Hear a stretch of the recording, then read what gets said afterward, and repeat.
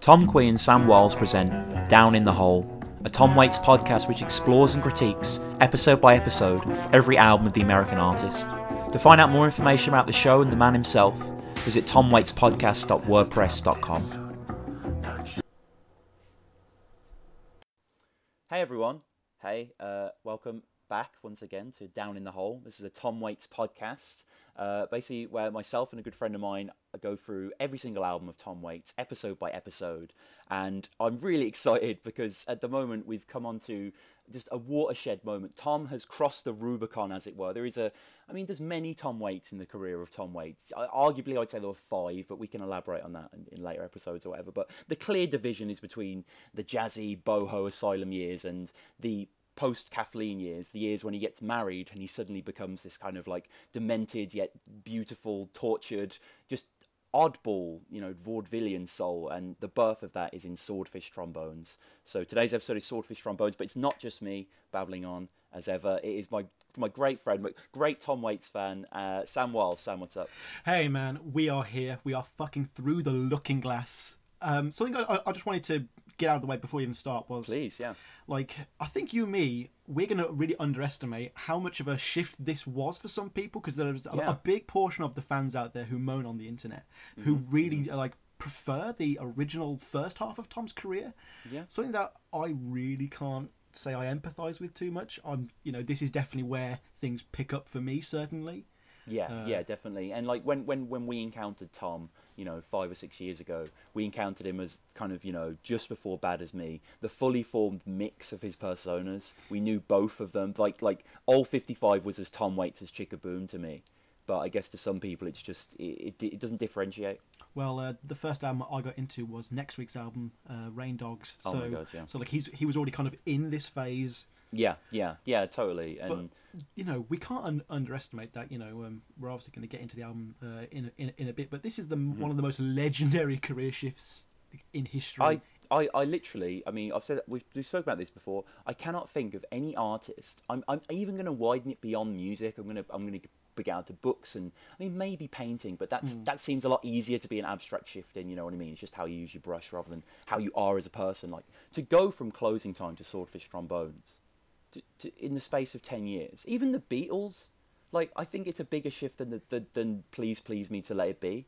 Yeah. It's such an absolute off turn. It's just crazy. And as we're going to explore in this album, in this episode, Tom didn't become the Swordfish Tom just through himself. It wasn't like reinvention in a sense. There were a lot. Obviously, it was in a certain degree, but there were so many characters behind the scenes, so many inspirations that we're going to dig into. And I agree. Can you think of anything else so wild of a transformation? Maybe Justin Bieber. No, he seems to be getting a lot of love recently, out of all the hate, which is, But I'm kind of stuck in my old ways of just hating him. It's easier. It's easier. There really isn't anyone there are a lot of big shifts. You could say no, and I think if there is anyone, can you get just quickly just to let you know, you can get in contact with this podcast. Of course. We love. We run the Twitter, which is probably it does. I really enjoy running the Twitter actually at TomWaitsPodcast. I normally post polls and we post pictures and questions about Tom and stuff, and try and post rare things that people haven't seen, and just we're going to touch on a few of them in the episode, so I won't spoil them, but they're kind of nice vignettes from Tom's career at this point, this early 80s, like little film. He was in this really high budget horror film called Wolfen, which we'll touch on later. Okay. Which is quite a good little YouTube thing. So we have the Twitter. We also have the blog as well. Me and Sam have taken to writing articles about Tom Waits. Basically, the most recent article is the best Tom Waits instrumentals. 2 of which are obviously in Swordfish. Another Sucker on the Vine and Just Another Sucker on the Vine, sorry, and Dave the Butcher, which are crazy. Again, you couldn't imagine Dave the Butcher on Heart of Saturday Night. It's crazy. You couldn't imagine it on Heart Attack and Vine. This is just no. A lot of people will kind of count One from the Heart as one of the official canon, but it's really not. Well, yeah. But I guess. But sorry, just to wrap up the context. Oh yeah, sorry. TomWaitsPodcast@gmail.com, and that's probably our best way of getting in contact with us properly. And we've started getting some really nice emails, Sam. which is awesome. That's what we want. We want people to get in contact with us and just talk about Tom Waits. Why do you like Tom Waits? What do you think? It doesn't even have to be about the show specifically and what me and Sam have said. Just get in contact. We love to share things. And we had a brilliant email last week that me and Sam were just like really overjoyed at hearing. Basically, it's by a guy called Simon Fenton. And basically, the way Simon got in contact with us was he found the podcast. He was into the Foreign Affairs episode, and I didn't recall this, but apparently early on, because on our sort of podcast download page, as it were, on Podomatic. This is really cool, by the way. Yeah. You can check the geography of where your episodes have been downloaded from. So not only can you see you've downloaded X amount of X episode, you can see how many people from Canada, Cuba, obviously mostly UK, US for us in Canada, mostly English dominant speaking countries. But it was really weird. Me and Sam saw that Senegal was on there, and we were just like, that's such a. I mean, I know any country's remote to a certain extent, but that's a pretty remote kind of, that's quite obscure country. So when we mentioned that, Simon realised that it was he who was downloading from Senegal, so he felt compelled to write in, and he wrote in a brilliant email. I'm not going to read all of it because it was really long, really well written, really interesting, but I thought I'd just quote a little bit here, which is basically about Simon's introduction to Tom Waits, and this is just really interesting. So, and if you have your own introductions as well to Tom, no matter long or small, we'd love to hear them and read them out. But this is Simon. Simon says, quote, I have quite a Waitsian story concerning my introduction to the great man. I used to go to a jazz performance every Sunday night in a Brighton pub with my best mate in the early 90s. The double bass player started chatting to us and invited us back to his place to introduce us to some jazz. It turned out he was gay and thought we were. We weren't and aren't, but it was no problem, and the guy played us Nighthawks as we drank whiskey, which is pretty cool. A year or two later, I was hitchhiking around Australia and got stuck in a rundown bus station about 2 a.m. in a small outback town. There was an old... This is so Tom Waits, this whole setting. There was an old dusty TV protected by a cage playing late-night music videos, and one caught my eye.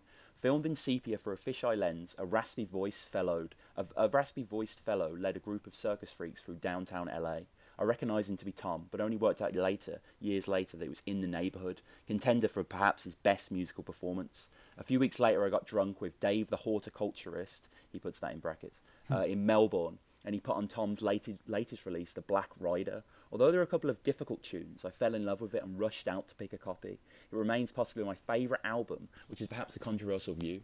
It's a very difficult choice though. Swordfish, Rain Dogs, Bow Machine and Orphans are other contenders. And then we just cut a little bit out of the email. And then basically at the end, Simon wraps up when he actually saw Tom live, and this is quite interesting as well. He says, quote, upon return to the UK, I gradually picked up all of the records, and then in 2004, my dream came true. Tom announced his first performance in England for, I think, 17 years. And this is quite cool. Apparently at the gig, when Tom came on stage, Simon says that someone shouted out, where have you been, Tom? And Tom like quickly shouted back, I was stuck in traffic. Oh, that's fantastic. I know, that's so Waitsian. I know. Like, if you heard that, you'd just be so, like, sated, wouldn't you? You'd be like, he's real. Like, Santa's real. Like, Tom Waits. And it's like, that, 17 years to go. Like, yeah, that's totally worth it. Thank you. Yeah. Like, welcome back. And Simon continues with, I remember the morning that tickets were released. I was in an important work meeting, but my brother, who can't stand Waits, sat clicking and refreshing on the ticket website. Against all odds, he landed me a couple of seats. Apparently, they had enough attempts to sell out for a month or more at Hammersmith Odeon. Wow. It was the Real Gone tour. Jesus, the Real Gone tour as well.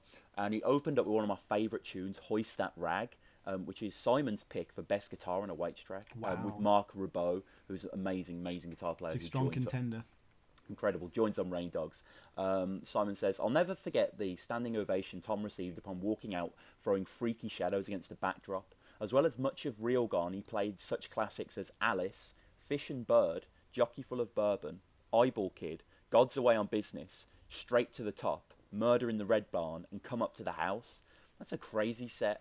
You couldn't hope for anything more. Like, no. Like there's enough obscure tracks to like tell your friends about, but there's enough like classics to like just keep you going. Oh, that's perfect. Oh, wait to hear the encore. There was an encore. No there was an encore. An old upright was wheeled out as Tom launched into Invitation for the Blues, and then finished with Jonesburg, Illinois.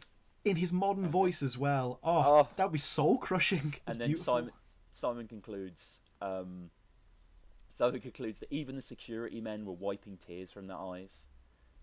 So, yeah, thank you so much, Simon, for getting in touch. That was a really interesting email. I just want to quickly plug Simon's book as well. Yes, please do. I'm not really aware of it, if I'm honest. It's just kind of his signature in his email. But me and Simon have been chatting through the email, and Simon was generous enough to send a long list of Tom Waits bootlegs that he's collected, like 82 albums on his iTunes he has in whole, and he sent us a list of all of those bootlegs. Really interesting to see what they were. But yeah, and a great picture of him as well, actually. Yeah, he sent a great picture of him as well.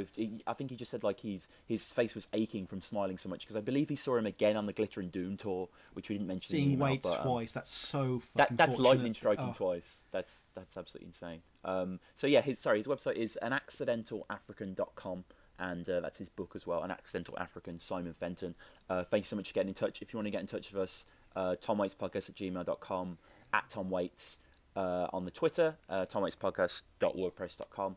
But I think we should jump in a certain sense. I mean, we can't go straight to the analysis because there's quite a lot of context with this episode. Like, I think because, as we mentioned in the intro, we're taking such a leap with Waits here that me and Sam wanted to kind of present this as there are kind of four important characters in Tom's life here.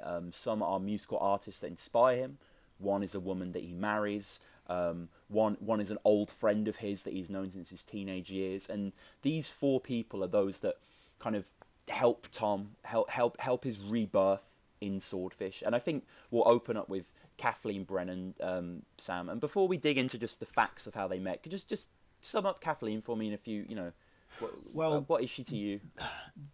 I remember when I saw Tom being inducted into the Rock and Roll Hall of Fame, that the first person he thanks was his wife, and he calls her his incandescent light. And I was just totally taken aback by that. And it just shows that this is probably the most important character who isn't Tom in the Tom Waits story. Oh my God. Some people see her as like a type of like Yoko Ono. No. But not really. She's the absolute opposite. She's the anti-Yoko. Like she every single thing that happens after Kathleen, PB post Brennan, everything just seems to go from just strength to strength. He goes from this kind of minor character to like a world figure. Like he's going to take on so many movies, plays, TV appearances now. This is when Letterman starts some of the best Tom Waits footage we will get from now on. He will go into music videos. He is going to just everything's going to be ramped up to the next level. It's not just the music. Kathleen will take over his finances, the brand. The Tom Waits brand. That's such a good way of putting it. Yeah, but not in a negative way. I mean, so many bands you do consider them in kind of sold out kind of way, but Tom remains the integrity here, and just Kathleen is just this perfect catalyst for him in every sense. He's this man, if you want to look at it in a certain way, from his childhood. His parents divorced when he was very young. He's constantly seeking father figures, whether it be in Bones Howe or any of the old men he wanted to learn stories from when he was younger. And in Kathleen, he was given that security, that warmth of family. That obviously he had 3 children as well. He's very content in that. But I think we'll start.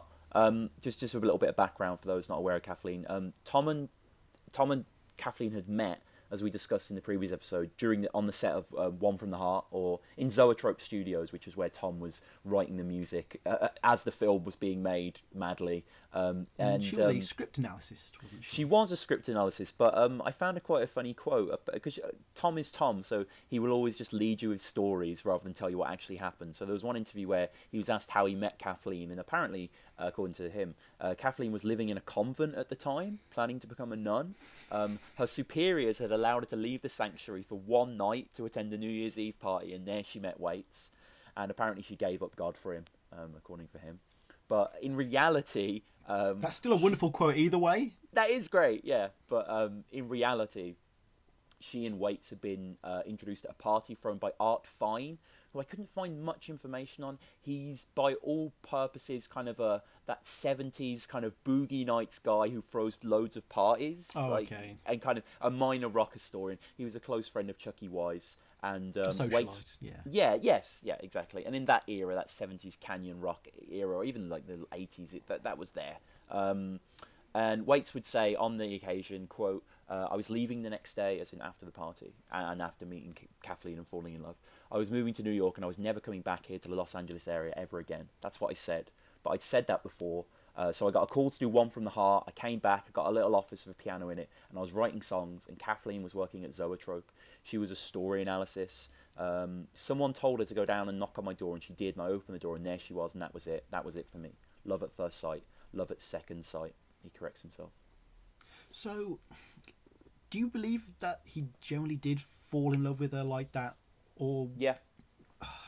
It's kind of hard to totally believe, isn't it? But it kind of works within the Waitsian story. Like he's already blurred the line between fiction and reality so much that you kind of could believe this. It's weird though that like he has been so taken aback by her. There's like I always thought that like, you know, in all of his songs and lyrics like Passing the G-string and stuff, women were always kind of like either something that he could never get or just like, you know, objects of desire. And yet, like, you see, like, in interviews leading up to this, like in 1978 for Sleazy Rider, he says, like, I've tried lots of women, nothing works, I'm just trying to find the right one. I may have to settle for livestock. And then and then the next year he says, like, yeah, I'd like to have a home and kids one day. So, well, it's not surprising that, like, you know, he's reaching his he is 30 by now, isn't he? He's like nearing that sort of responsible age. 1949 he was born, so he would have been 30 or post 30. Yes. But yeah, I mean, and also consider Better Off Without a Wife was written like 5 years before. And that is like the anthem of singledom, isn't it? Here's a little. Yeah, he says that. Here's a little anthem of bachelorhood, singledom. Still a bit confused with that rice marks on the face line, but we'll leave that. Check out episode 3 of Down in the Hole if you want to hear a long discussion. I think we discussed Better Off Without a Wife for like 20 minutes or something ridiculous. It was, I think it was quite indulgent. But as we move on, Kathleen was, as we said, a catalyst in Tom's life. She saw the genius in him. Helped him to get clean, quit smoking, cut down on alcohol, and tried to lead him to new places because he was suffering from writer's block. He had kind of One from the Heart in so many ways musically is the apotheosis of that era of Tom, isn't it? It's taken to the nth degree. It's that kind of balladeer. It's a glimpse of a grim future if he would have continued on that path, I feel. I do feel, though, that if he hadn't have done One from the Heart and regressed so quickly back to something he really disliked doing, he may have done another couple of heart attacks. Yeah. But obviously, as we'll get onto, there are definite things that Kathleen physically does that will change what Tom takes in, really. Like, there's a lot of new information that he's processing and putting back on the album. And if you were to see a logical progression and just cut One from the Heart out, you can see traces of Heart Attack in Swordfish. The aggressive guitar, definitely. Yeah, and the kind of screamy kind of P.T. Barnum ringleader style vocals, and there's not as much guitar in Heart Attack as in Swordfish. But so yeah, and just a few interesting minor points here. During this time, Tom was in just like minor roles, basically. He's in, as I mentioned before, he's in a big budget horror film called The Wolfen, which I put on the Twitter, and I'll put on it there again, so if you want to check it. But you can find it, just search Tom Waits Wolfen, that's Wolf E-N. And basically, it's like a German film, so okay, it's in German, and it's like kind of an 80s horror, pulpy horror. It's kind of cool. But the scene itself, he's only in a brief scene, is where two of the main characters go into a bar, like a crowded bar, with a piano player who is Tom Waits, and he plays throughout the scene in the back, and it cuts to him, and he's playing a slightly demented version of Jitterbug Boy. It's good, cool, though, and it's nice to hear 1980s Tom singing a Small Change song, even though that was quite, a short time ago. In Tom Waits' years, he's gone through such a transformation. It's just fun to hear him. Like we were saying earlier, at Jonesburg, Illinois, at that gig that Simon Fenton went to, it would be amazing to see him reinterpret that. Also, in 1982, just before Swordfish, he contributed to an awesome documentary that I'm halfway through watching the whole thing of. It's really good. It's called Poetry in Motion. It's basically a documentary on the Beats, but this was a time in 1982 when the Beats weren't these haggard old men or all dead. They were like 50, 60-year-olds who were still lively and interesting. It's directed by Ron Mann. Stars the likes of John Cage, Charles Bukowski, William Burroughs, Allen Ginsberg, and also Tom Waits. Tom Waits features not necessarily interacting with the poets, which is a little bit of a shame. That's what I was looking forward to seeing. But he plays solo acoustic guitar. He plays a song called Smuggler's Waltz, which is an original song that I've never heard before, and he's not on Orphans. Neither is it on Early Years. So it's one of his kind of more forgotten tracks. Yeah, a lost track. They soon married. Tom and Kathleen married just before Swordfish came out. Also, at that, I don't know if you read about at the wedding was Greg Cohen, Tom's bass player, acoustic bass player, who's probably best known in Swordfish for Rainbirds. He gives a brilliant performance in the instrumental that closes the album. Greg Cohen met Kathleen's sister and then married her. Oh, Marjorie. That's nice. Yeah, she was an artist and a potter. They later divorced. And just to kind of sum up Kathleen, we'll go from one mentor to the other because obviously. Dude, I've got quite a bit left to say on Kathleen. Oh, sorry, please go. I think, like, we are going through these characters now, and I think an important point to make is that these really are just the people who were left, and, you know, a lot of people do kind of see Kathleen as this kind of real sword that severed a lot of these old connections to Tom Waits, and, Bones Howe says... Don't blame Tom, blame Kathleen. She really separated him from everybody. And frankly, it was that time for Tom. Kathleen had been very good to him. He was never as wild as many people said, but he was living in a motel and really not taking good care of himself. So it is, a lot of these things are for the best, but, you know, we will miss people like Jerry Esther and Jim Hugar. But she'll also become his writing partner as well. Yeah. Tom says about... she's strange, bizarre, and wonderful, tragic and very Irish. She's real black Irish. Kathleen has a great sense of story and of the architecture of story. I have a tendency to go back over familiar ground, and she's much more of a pioneer. I get that. That is perfect. Yeah, completely agree. There's a clarity of storytelling post Kathleen. There's a sense that it's not just this long form jazzy narrative. It's got real structure and rigor. Because she was a story analyst working for Coppola. That's such a good point. I've never put those two wires together. She is the person who pretty much makes Swordfishtrombones, really. Like, because this is you know, from the this album to the next three is the story of Frank. Obviously, we'll get into that later. Tom says like he constantly fought her all the time, but she's usually right. She has great musical instincts. She's a bit of a pedestrian at the piano, which is good because playing the piano is a bit like being in a truck. Yes.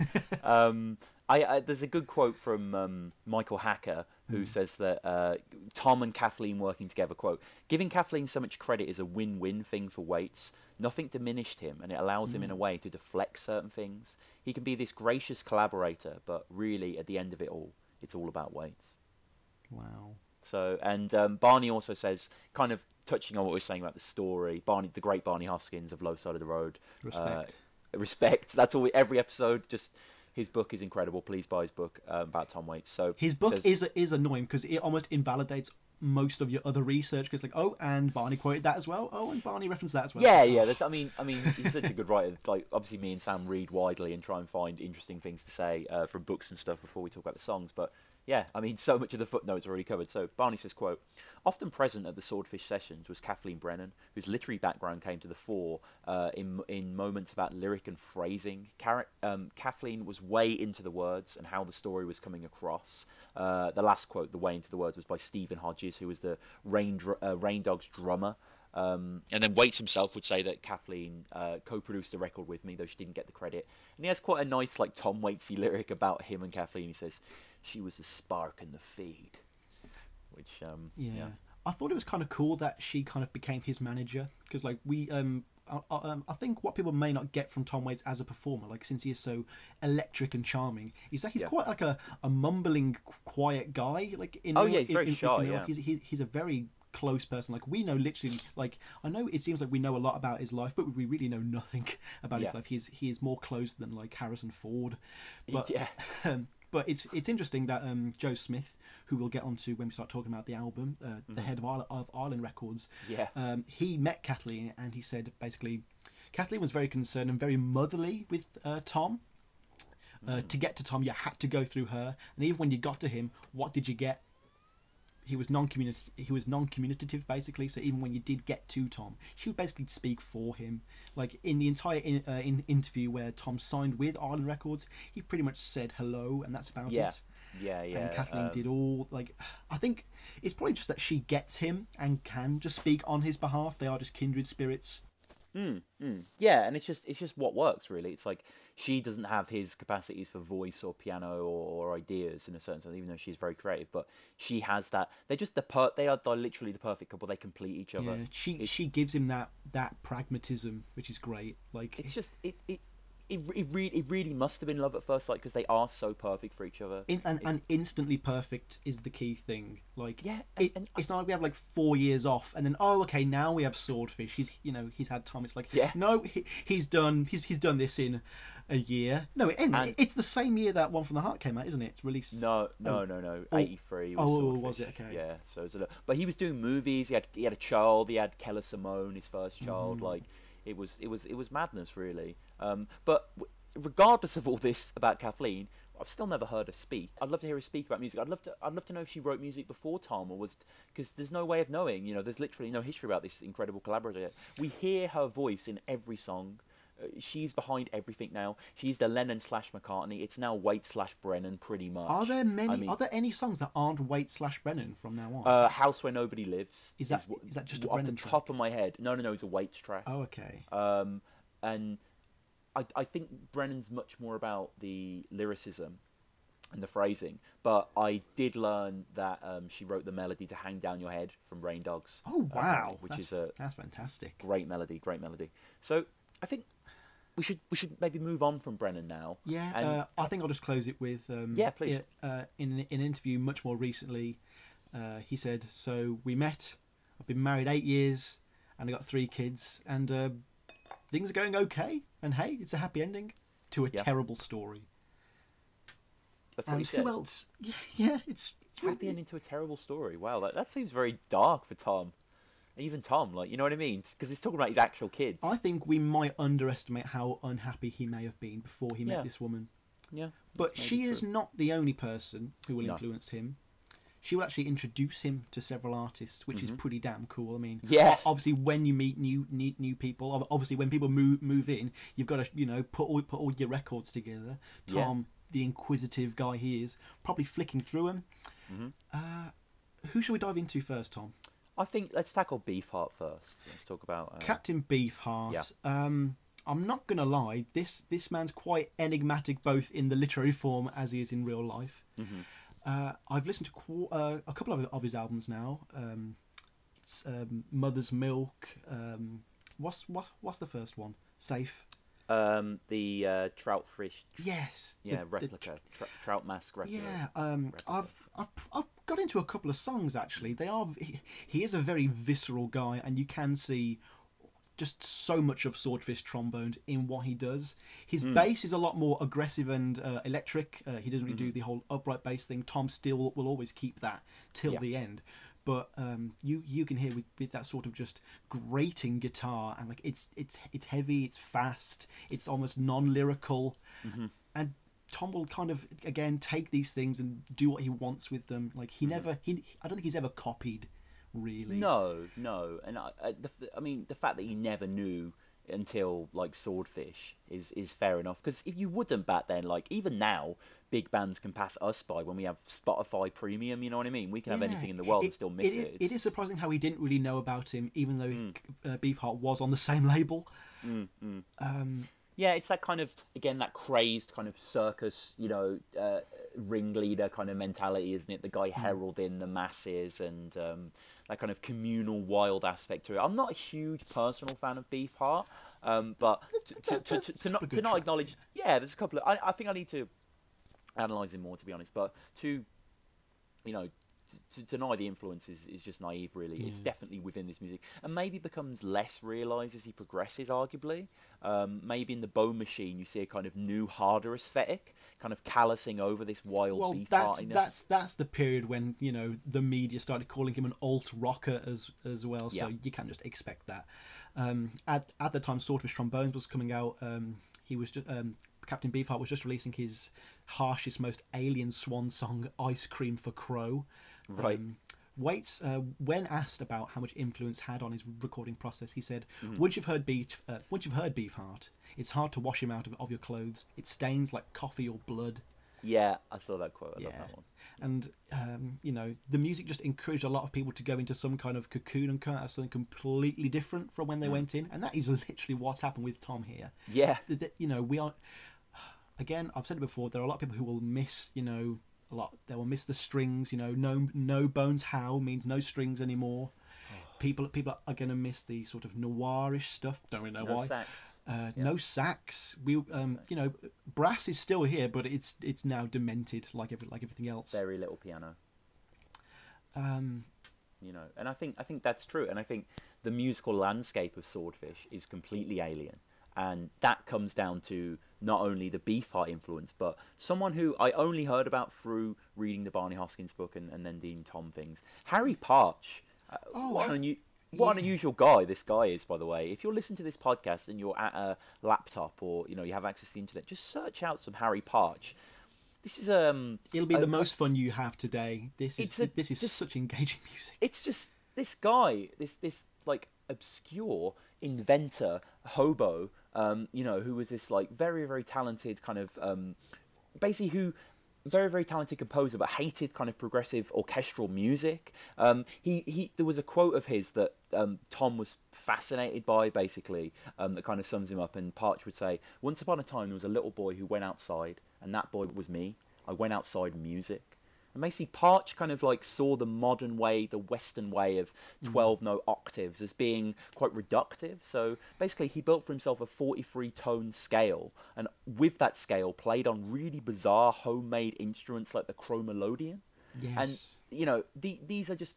You listen to the sounds of these. The songs are so forget about verse and chorus, forget about melody, forget about conventional rhythm. Like this really is tossing up the rule book. Like this is really like out there stuff, really interesting stuff. There's a great BBC documentary called The Outsider, Harry Partch, The Outsider. Just search that on YouTube. It gives you lots of good explanations of how like a 43-tone scale works. Because the way this relates to Tom really is just the employment of a lot of kind of odd, kind of arcane instrumentation throughout Swordfish. Well, I mean, it's hard not to see why Tom wouldn't be completely appreciative of Partch. You know, like him, he's a Californian.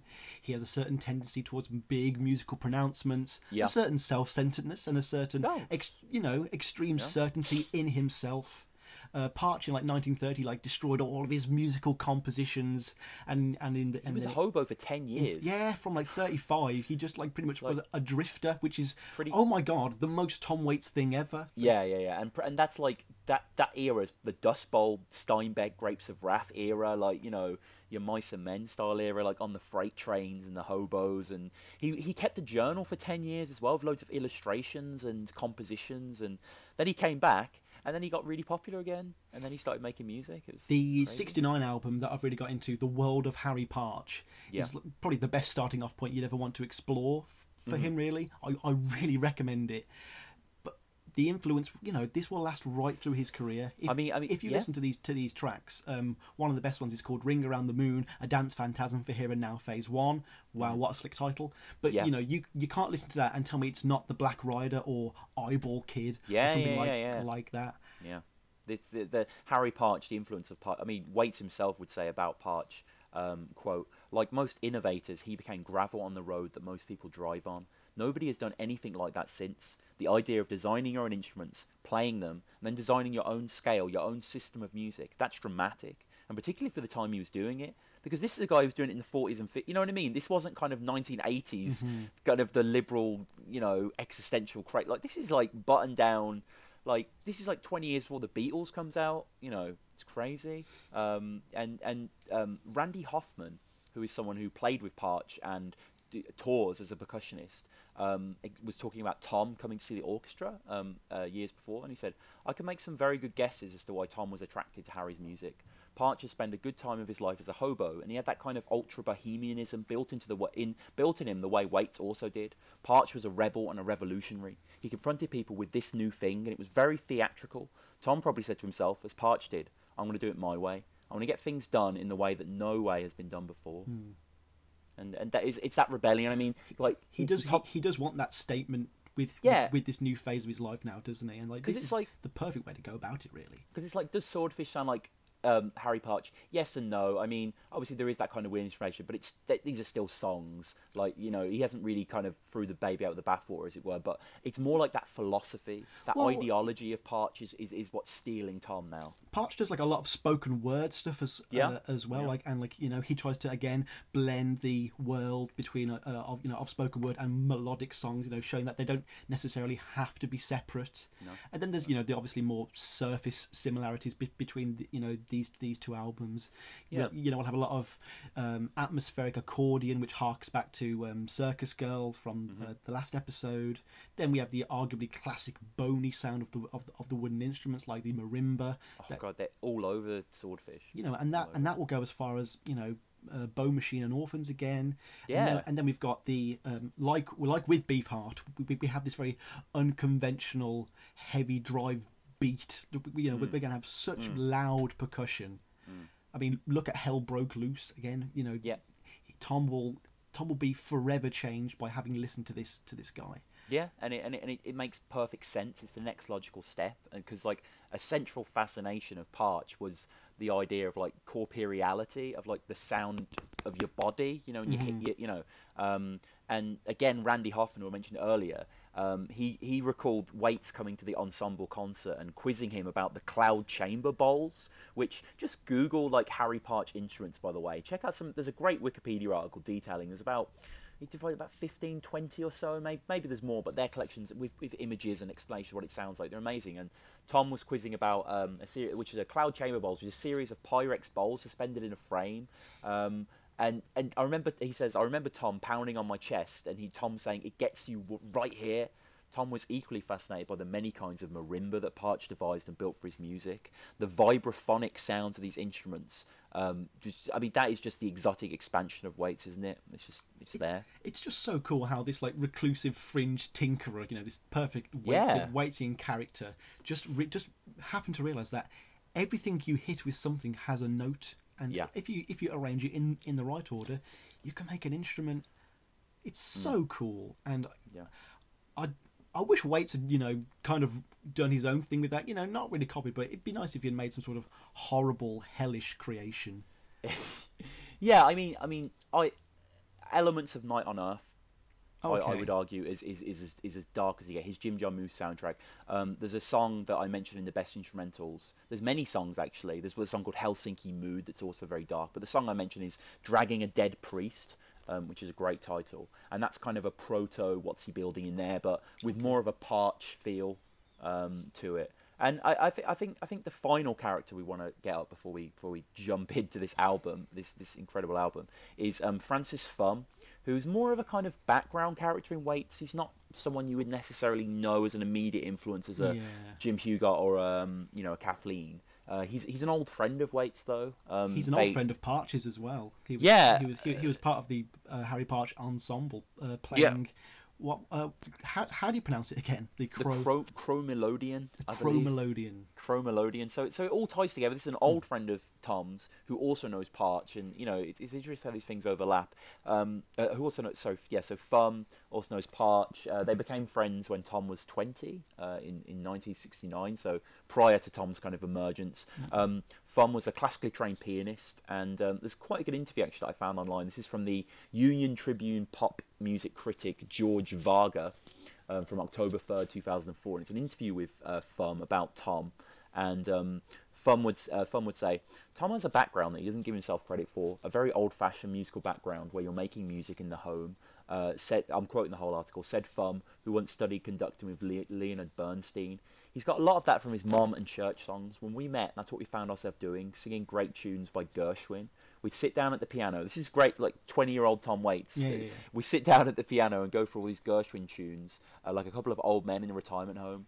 Tom is great at leveling the playing field in music. There's no distinction for him between classical or any other style. He's a slave to sound and to music, and you have from him the instant you play anything for him. It's a very childlike response and also very refined. That's a very good point. I do definitely feel that in Tom. That sense of just like intuition, and that sense of natural play. Playfulness as well. Like he isn't afraid on this album anymore.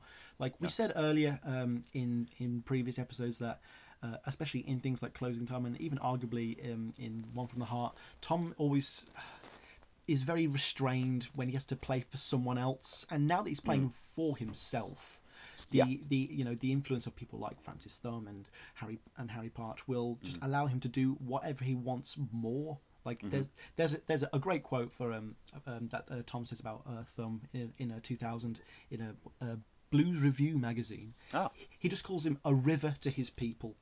And he would bring on Thumb basically as the sort of mysteriously ambiguous title of arranger on Swordfishtrombones, and would provide his own brand of unusual and exotic instruments. He's credited with the glass harmonica and the metal orglongs on this album. Yeah, I believe he plays the glass harmonica on Rainbirds. Yeah. But yeah, he worked very closely with Tom on this album. Yes, yeah, in particular Swordfish. I think that's worth keeping in mind as well. So, and just one last thing from Thumb, unless you have anything else on Thumb. No, no. We could just cover Victor Feldman if you'd like. Yeah, yes, actually, I'd like to get onto Victor Feldman as well. So there's a fifth person. I mean, there are so many. You could name the whole backroom staff on the album, but we want to kind of knock out some interesting characters. But yeah, just the last thing on Thumb that I thought was quite funny. Apparently, he was saying that him and Tom would make just tapes for fun, basically, of them singing songs and stuff. Okay. And one of the tapes they made was Frank Sinatra sings the music of Jim Morrison, and Francis Thumb said his favourite one was Tom singing "Riders on the Storm" as Frank Sinatra. Like you could definitely that has to still exist somewhere. You could definitely imagine that. Like Riders of the Storm could definitely be put into a lounge big band version, and Tom would he'd kill it. Yeah, he'd kill it. He would kill it. So I'm personally still reeling from hearing Tom sing "Papa's Got a Brand New Bag," but yeah. So yeah, and just off of the back of that. Off the back of Francis Thumb and the idea of collaboration, there were quite a few people from One from the Heart who came into the fold as well. Someone like Victor Feldman, as you mentioned before, and Tom had said that he introduced other things, instruments that Tom wouldn't even have considered, such as quote squeeze drums, Balinese percussion, calliopes, I think they're called. They're church organs. It's hard to say. Glass harmonica and marimba.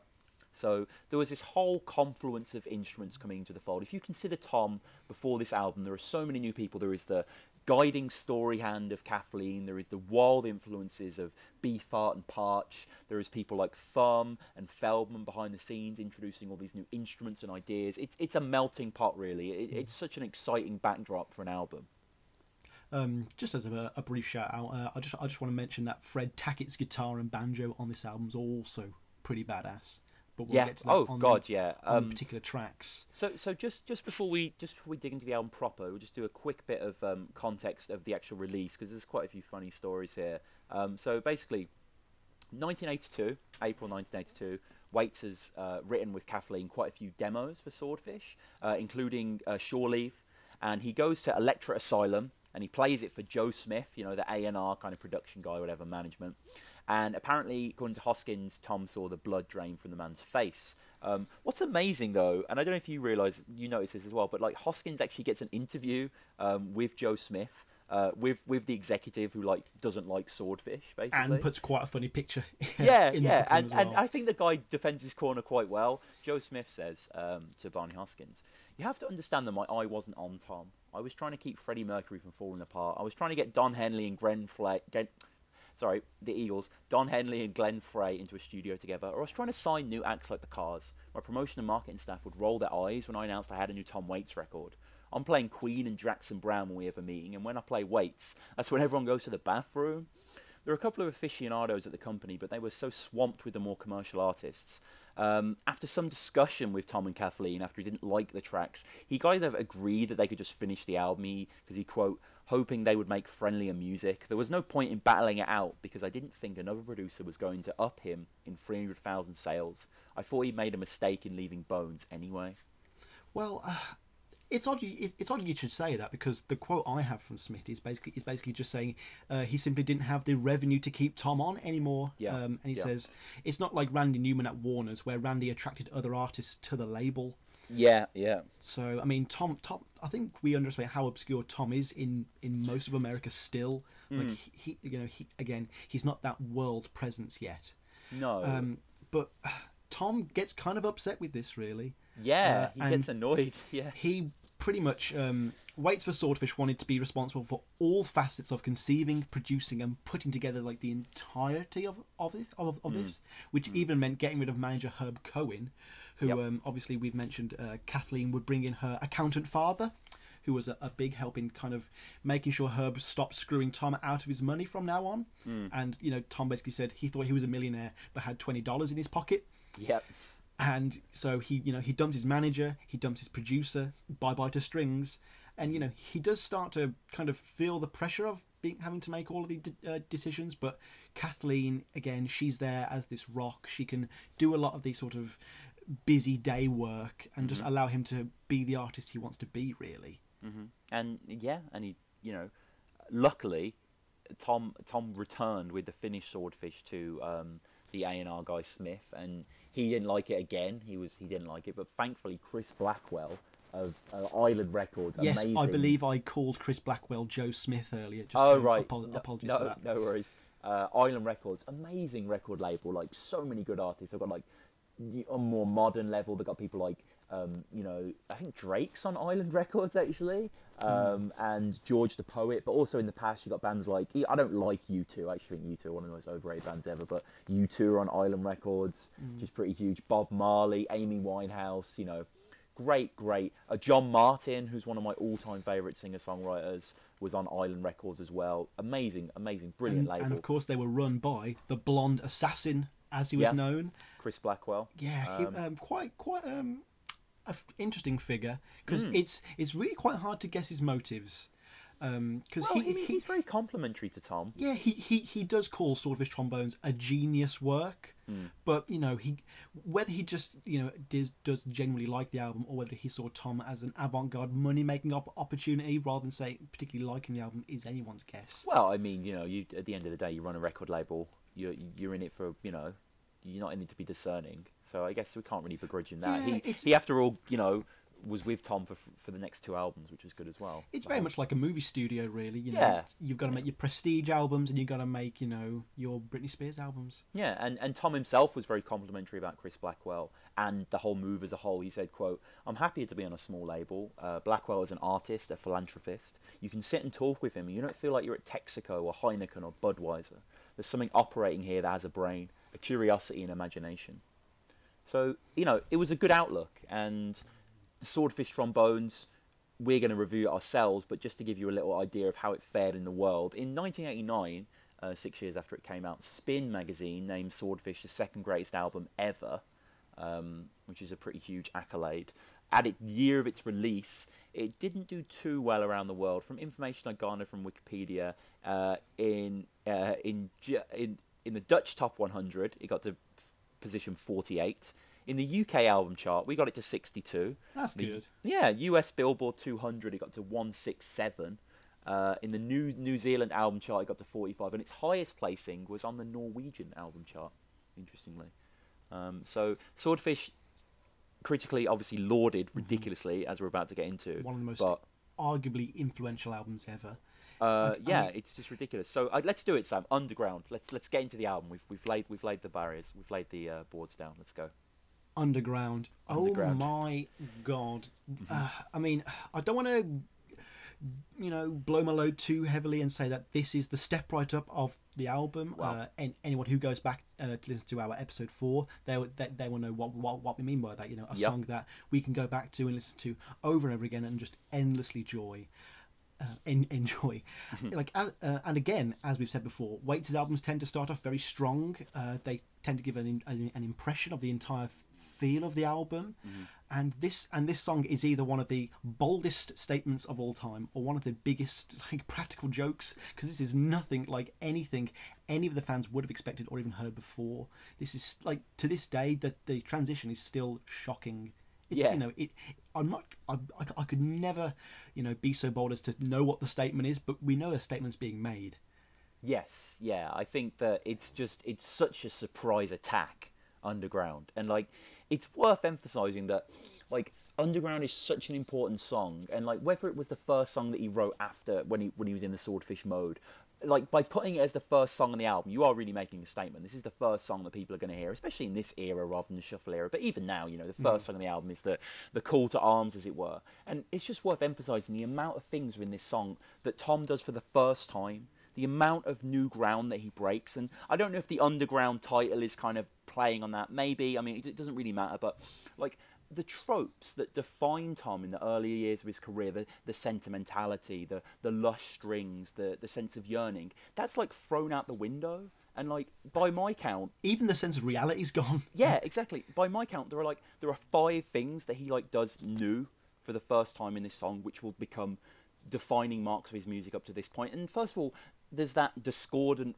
like from nowhere opening, like there's just that squib thump. And then there's like, you can kind of hear some trumpet kind of lurching out. And then there's those really loud drums. Like, you know, in the earlier songs, there was just like a delicate piano intro that teased out the melody in some way, or a variation of chords that was sung over. But here there's just the rump and bump. There's the flat, wide, squish sounds. There's no vibrant piano. It's like we're being scooped out by garbage cutlery. Like it's you feel the impending doom coming. Yeah, it's strong. It adds a massive size and scale to the track. That is so appropriate for the album. Yeah, and like that size comes from the production. Like it's not just Tom and a piano. Like from what I can hear, just by my ears, there are 4 instruments that make up the first note of the song. Basically, they're really packed. Like it reminded me a bit of, you know, in Slaughterhouse-5 when like all the train comrades are like, they're all really tight together with that hobo that dies. Yes. And they're all like trapped in that cabin. It reminded me of that. The drums, the bass, the trumpet, the glockenspiel, they're all like kind of uneasy bedfellows, as it were, but they really pump out the song. They give it a width and breadth that is just, it's insatiable. I can't believe how good this song sounds, even though it is so obscure and arcane. It just sounds fantastic. In the research, looking up this song, I found something that I'm kind of dubious whether it's real, but I've got a lot of quotes from it. It's from an unidentified Swordfishtrombones tape that was discovered sometime between 83 and 84. Right. And Waits says he used much more percussion than he's ever used in the past. I'm trying to imitate things that I'm already used to hearing rather than just being separate. So it's more like an organised automobile accident, and it has some shape to it, but it also relates to the real event itself. I got a little more adventurous. I'm still a little timid, but medley is really what hits me first. Medley is the first thing that seduces me. Underground had some. I felt like it had a real Russian march feel to it. The music to accompany the activities of a mutant dwarf community in the steam tunnels. That's the kind of feel I was after. And he so totally does like achieve that. It's almost like Tolkien-esque imagery we're like working with here. Like the scope and the grandeur is fantastic. It is fantastic. It's incredible that the song's called Underground, so it's kind of like, okay, is it going to have this kind of subterranean feel? But it's like, no, literally, it's about people who live underground. Like it's literally about, like, just, I love, you couldn't really call it a verse chorus song, but the second verse, as it were, when it's like, they're alive, they're awake, while the rest of the world is asleep. And it's just like, yeah, the little, I mean, I can't even, the guitar's incredible in this song, but I just love it. And I love the imagery is fucking fantastic. Like the idea of the roots hanging down underneath the earth, and they swing from town to town. So it's like the tendrils that go underneath the kind of little branches, kind of like they form the sky of this world. Like, the Kathleen influence is there already, because this is the most evocative song Tom's written yet lyrically. Like, it just takes me somewhere more than so much else of his stuff does. Like it's so knowingly ridiculous yet like genuinely threatening. Like I almost like picture this song as like coming from the town drunk or like madman. Like you know, a quite Waitsian character. It could be Frank. Obviously, we'll get into him in the next song where he kind of most definitely appears. Yeah. But like, we feel the sort of the threat looming underneath our feet, but it's almost too late. Like the actual, like the emotions that aren't just like of love and sadness. Like we actually feel fear. This is a threatening song. This is pre-knife chase. And like there's a good quote that I found from Tom. Tom gave a great. We'll quote. I'm sure me and Sam will quote from this heavily. Is this the Arnhem promo? Yeah. So basically, this is Tom great. Very helpfully, provided an interview for Island in which he kind of just gives you like a few paragraphs about each song, and kind of like most of it's really helpful. Why can't every artist do this for every? I would love that. Album ever? I would love that. That'd be brilliant. So Tom says briefly about Underground on the actual narrative of the song. Quote. I originally saw this as the theme for some late-night activity in the steam tunnels beneath New York City, where allegedly there are entire communities of ladies and gentlemen living under difficult circumstances beneath the subways. When I was a kid, I used to stare into the gopher holes for hours and hours sometimes. I tried to think my way down through the gopher hole and imagine this kind of journey in the centre of the earth kind of thing. And there is that sense of the plummet. There's that sense of just going in, I don't want to use the rabbit hole because obviously Alice imagery is more confluent later on, but that sense of escape, of, and to not pull the metaphor wider than just dwarf people and apply it to Tom himself digging inward. I mean, that can definitely be drawn. Well, like, I mean, it's a very down the rabbit hole type song, is it? Like Tom is an explorer. He's showing us this place that he has found, a place I have found. Like, the way he shows it us is just fantastic. It is. Obviously, the title could also be just about how he's never really reached mainstream success, and like he's going now into even more underground music. Yeah. Like this song actually quite reminded me of a similar thing he does on the opening song for Mule Variations, which is obviously big in Japan, which is another kind of major departure, and yet very self-reflexive song about a career shift, though you could probably argue that the career shift comes with Bone Machine, and not really with Mule Variations. But yeah, this song is just... Yeah, it's amazing. Do you want to talk about Fred Tackett? You're the guitarist. Yeah, I just wanted to kind of just return quickly to the sort of list. So, like, the things Tom does new here, as we're saying. First thing is the idea of a discordant intro, an intro from nowhere. The second idea is many instruments involved. Like, we'll see throughout Swordfish. Shore Leave, arguably probably the best example. Ridiculous amount of instruments used, like the Slaughterhouse 5 hobos, or the hobo. And then, for me, there's the 1-2 punch of the voice and the guitar. Like, the voice isn't necessarily anything new that Tom's doing on here. Like, it's a little bit gravelier, but it's not... Like, Tom Traubert's is related ancestrally to this kind of singing. Like, it's not too far. But the guitar, which becomes a far more central instrument in this era of Waits. I mean, we have had some interesting-ish guitar playing from his earlier career. But if you look at the article we put on the blog, Tom Waits' Best Guitar Moments, please check it out. Like, most of the moments that I picked out were from his later career. Stuff like Cold Water and... Young at Heart and stuff like that. Like, but I think Blue Valentine was one of the only ones that I put on there from that era. And even that, I'm not too crazy. I just wanted to put something from the early era to represent it, I mean, could you argue that most of Tom Waits' best guitar moments aren't actually when he's playing the guitar? Oh, no. Like, he has an unbelievable bevy of sidemen. Absolutely.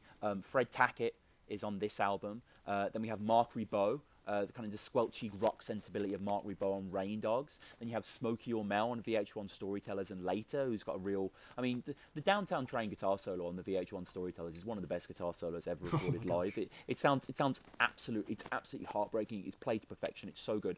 And even Keith Richards, pops in here and there, but obviously his main man, Keith, is kind of not really a permanent fixture, but that's another bit of new groundbreaking. This, I don't know about you, and I'm not insulting, like, this is an absolute compliment because I love this guitar playing, but the guitar playing in Underground, and to a certain extent the guitar playing on Swordfish, reminds me of the guitar playing in the SpongeBob SquarePants end credits. That kind of like... that sort of Hawaiian-esque. Yeah, that kind of really twinkly, kind of, more the lead than the rhythm, but it's got that kind of ropey, elasticy, whiny feel, and this is all in a positive way. But the guitar is pulling Tom in this song. Like, it's every time he's finishing, there are some marimba trills, and then there's like a little guitar fill coming out of nowhere, the woodwork. The guitar's like, it's clinky and resonant, but it's like leaning on your shoulder. It's in your ear, but it's elsewhere. There's a sense of like... Yeah, it's almost like a parade with all the little notes that they do just progress like that. It's also a little bit punkier than he's ever really gone before. Yeah, totally. Like, this is just such a change. It's unbelievable. A great quote about the way Tom played the drums on the album. Okay. He said, I broke every stick in my bag trying to do Underground. Finally, I went outside and found these parade drumsticks that were like big old logs. I shoved cymbal felts on top of them so they felt like a big mallet. And like everything, like the guitar is like that. The drums in this is like that. Everything is just big. Everything is like in your face. There is no like getting around this track. No. It is just an assault on you, and you're so forced to pay attention. Very much like the shock of Charlie, I'm Pregnant on Blue Valentine's, like the way you had to suddenly listen to the album, like, oh, okay, this is something a bit different. He is doing it again. He does know how to, in the same way that an opening scene to a film is very important, or the opening page to a book is very important in grabbing, the audience. Yeah. He's doing the same here. Totally. And, I think just as the opening scene is important, the second scene is very important as well. And we pull down a chromatic scale into Shore Leave, the pulpy juice of Shore Leave. It's this is a scene, isn't it? It is an absolute scene. Can we just, I'm lost for words trying to detail what a landscape this song is, what a soundscape, what a remarkable range of instruments that are executed so well. They're not just there. He's not just putting these things in the background to give a sense of momentum or sense of mood. What they're playing, the little shapes they're playing, the little ideas, the little trills, the little melodies, they're fun to listen to. They work well together. He's crafted this, be on a shore or not, be walking through Hong Kong or not, just listen to you don't need to listen to the lyrics, just listen to the sound of Shore Leave. It's ridiculous. It's a minor blues, so structurally it's a little bit more predictable, but that's fine. Tom's still, branching out here. He still needs to cling to blues in a certain sense. We see that in Gin Soaked Boy, and that's fine. We see that in his whole career. He was never going to abandon that. And Shore Leave is a great embellishment of those tropes that he's ploughed so wildly. I know atmospheric is a very easy word to use when describing a song, vaudevillian. It's just But this takes it to you do feel like you are Frank. Yeah. You are walking through the Hong Kong hellhole there. You are hearing the sounds he is hearing. It is it's some bombastic offbeat storytelling.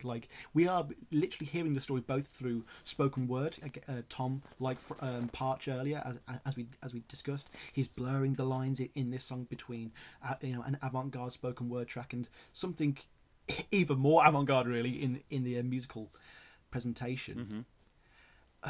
It's wild. I love the chorus. It is probably the strongest chorus, and at least the most satisfying one for me on the entire album. Okay. Yeah, just the way he almost accidentally breaks into song. For the whole first verse of this, Frank has been in this unwelcoming habitat, and he's remained kind of cool and aloof and a bit threatening himself. But the moment he has to talk to the one he loves, I assume he's talking to a Kathleen substitute. He can't help but romanticize the moment and kind of open up a little bit. Give us a little glimpse into the heart of Frank's interior darkness and soul. Because the weakness towards a woman in this song is another major departure for Tom. Really, it's a bit more of a mature turn. These women aren't something to be gained. He has a woman now, and the tragic thing with Frank is that in this song he doesn't have her. And exactly. Again, he's just turning on these tried and tested themes. Did you get that this was about Frank the first time you heard it all those years ago? Not particularly, no. Nor did I get that he was actually screaming Shore Leave at the end. I thought it was Charlene. I didn't even think it was words. I thought it was just kind of just this wild, because as he sings that, you can hear. He erupts over the song like a fucking geyser of passion. You can hear his body contorting around the mic. You can hear he's yeah. It's a definite evolution of the hi phase that he briefly dabbled in. Embellishment and just the sheer lawlessness of his voice. It's a shock, because you could kind of have Shore Leave on in the background almost. Not that necessarily it's a bad song or forgettable song, but it just has that Definitely kind of bluesy plod to it that you can you're used to. Your ear knows where it's going, and suddenly it's just it's just and there's a guitar solo too, which is interesting. This is something that becomes so really common in Tom Waits' music, which obviously I'm a big fan of guitar playing. I love guitar solos. It sounds very steely, this solo. It's really good. And it blends perfectly. But it's just the instruments here, before we get into the first lyric, and I do want to talk about the lyrics. Actually, this song's lyrics song. Oh no, I've got a lot on the lyrics. It's weird that before we even get into the instruments, there was some things on this track that aren't instruments, even as far as to say that not the weird things that Francis Thumb would have brought in. We literally have one of the opening tracks, sounds that we hear is this sort of and it's literally a dragged chair that was being dragged in the office. Tom hears this and he's like, wow, this is just as much music as anything else I've heard today.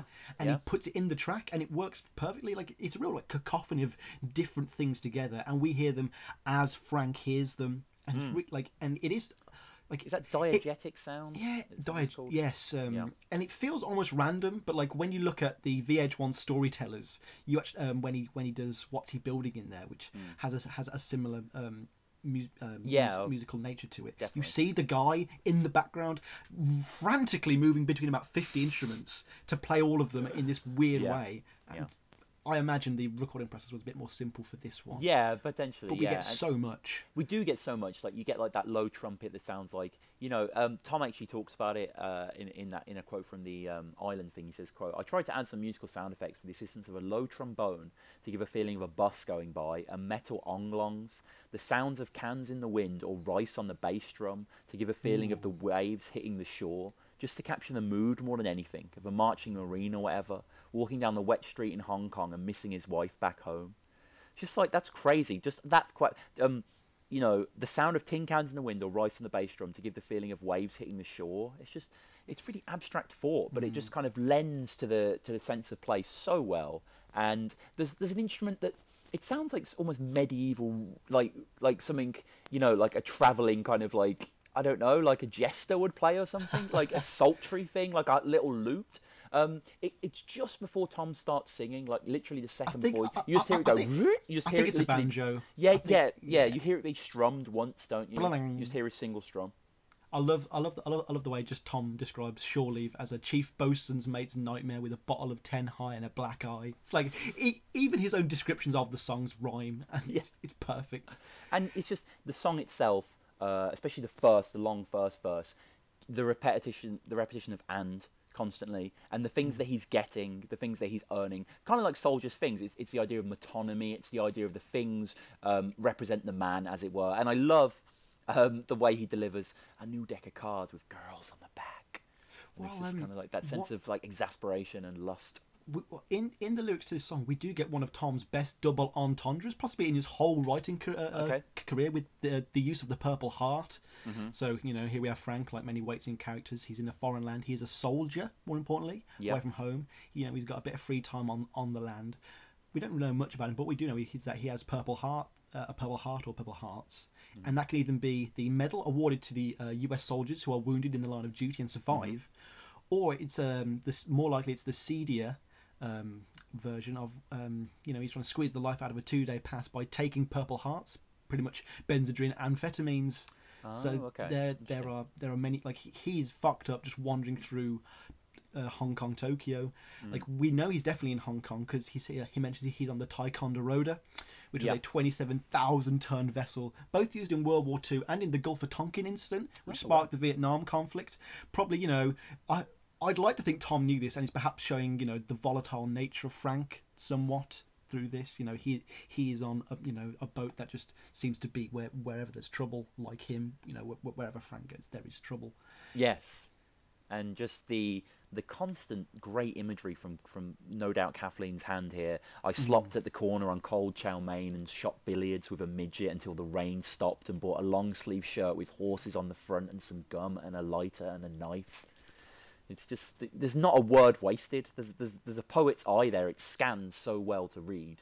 It's so, that's what's great about Tom Waits compared to so many other people. Like, you read like Bruce Springsteen's lyrics on page, and it's just like, this is vacuous and shallow, doesn't mean anything. But like Tom, they drip with meaning, and they're just really fun. They're really evocative and playful, and show a love of composition and craft. And like you say, the song itself, if you look at it structurally, it's one long verse of him collecting a soldier's things, as it were, and then a brief respite of him saying, "I said, baby, I'm so far away from home," with the vibraphones come in, and then the last verse where he kind of unravels and he starts to be obsessed with the idea of her, and then he says like, "Over a Singapore sling, I wondered how the same moon outside over this Chinatown fair could look down on Illinois and find you there, and I love you, baby." Our first Illinois reference. There we are. It's interesting when you listen to the album that I recommended, The World of Harry Parch. He references Illinois several times, and I was like, this is a perfect mesh. This is.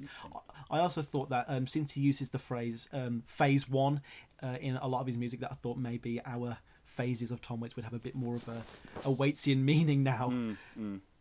But yeah, this song, it absolutely blew me away. Like I remember, in my first experience with Tom Waits, that I kind of looked over a lot of these tracks from Swordfish. I was mostly into things like Down, Down, Down, and the more rockier tracks. But going back to this, the sheer competence at which he achieves what he sets out to achieve is it's so admirable. Like you are there, and like you look over your shoulder when like you hear strange noises and stuff. like you can imagine Frank walking through like some like really tight bustly marketplace, and like you can imagine like this being a perfect soundtrack to a shot of that. It's a shame that In the Neighborhood's the one that got the video, really. Yeah. Having Tom walk through Hong Kong would have been pretty cool. Yeah, there's there's a film with like Andy Garcia and Michael Douglas, or some actors like that, where it's them kind of in Japan trying to take down Black Rain. Yes, that's one of my dad's favourite films. This song reminds me a lot of Black Rain. It just has the same kind of Oriental midnight rain swept, neon flashing kind of thing. This is a heart of a different set. This is the Purple Heart of Saturday Night, as it were. I think. Do we think that this is the start of the real story of Frank? Do you see a story that Waits says that he's stitched it all together, and you can interpret it in your own way? Do you see it as like a concept album in that way? Like, do you follow the narrative, or could you listen to this on shuffle? I don't. I enjoy the pacing of the songs. I've always been weary of concept albums because I think that like any album is a concept album if it's thematically consistent and enjoyable, if the songs work together in a sense and have a sense of a composer behind them. I'm not as much a fan of concept albums lyrically, where I'm being told a story over, just because I think maybe it's a personal thing of my attention just waning, to be honest with you, and I just kind of like to digest songs in bites rather than consider their context. Maybe it's just lazy listening on my part, I don't know, but I don't think Swordfish has a narrative that's clear and that you can genuinely trace. But if you were to suggest an opening, then Shore Leave makes sense, and just kind of as an idea as well, like of a character setting foot on the land of the story, of the land of the album. You know what I mean? We've gone from the underground to the waters, and then we go to the butcher shop, we go to the abattoir, which is because all of these songs, all of their locations are so vivid. Well, this is a real globe-trotting album. It's rather like a Bond movie, really. Like you just go from location to location, and this one is kind of based on. He wrote all the 2 weeks. He wrote all the songs in 2 weeks in Ireland, basically. On his honeymoon with Kathleen, and he pretty much bumped into a butcher there and was forced to instantly write a song about him. As the tale goes, you always have to take Tom's tales with a little pinch of salt. But this song is, easily becoming one of my favourite instrumentals in his entire Demented discography. It's incredible. Dave the Butcher's incredible. This song is again, really just in your face, dangerous. I get very worked up listening to it, but I also get a bit of a schoolboyish giddiness wherever it comes on. And in terms of placement on the album as well, it really lets you know that you are not to be lulled into any sense of security by Shore Leave, and it's that there is a very aggressive on-off narrative to this album. Soft songs are normally followed by weak, very aggressive songs, and then it lulls again.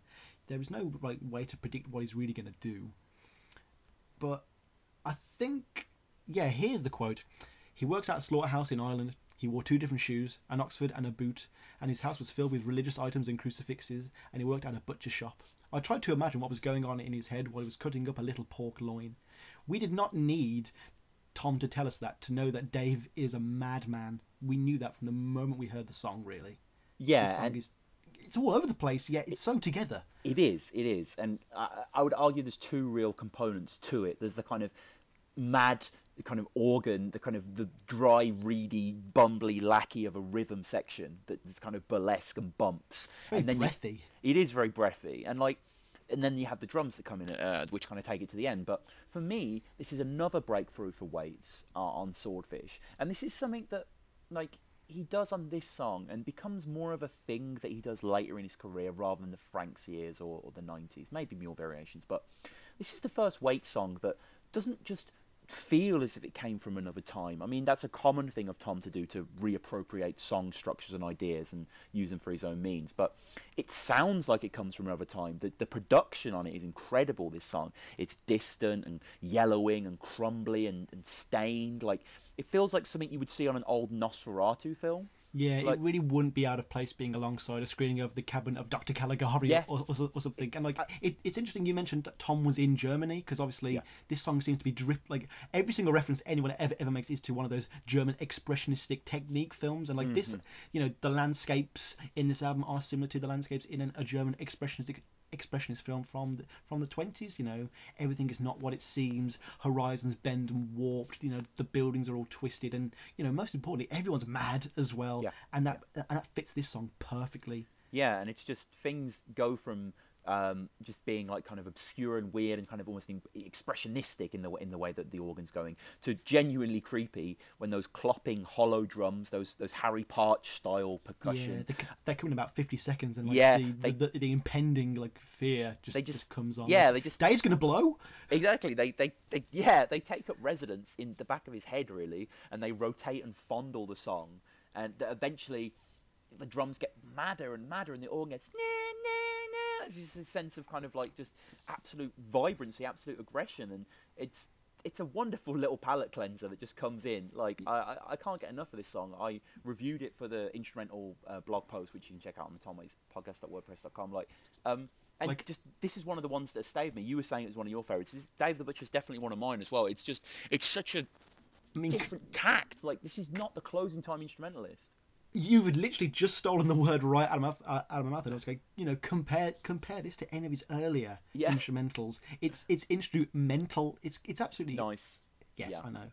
Yeah. It's also like one of the, and you know, something Tom's going to do now that I think like typifies a bit of his new phase is that he writes a lot of songs that kind of leave you wanting more. Like I would love more Dave the Butcher.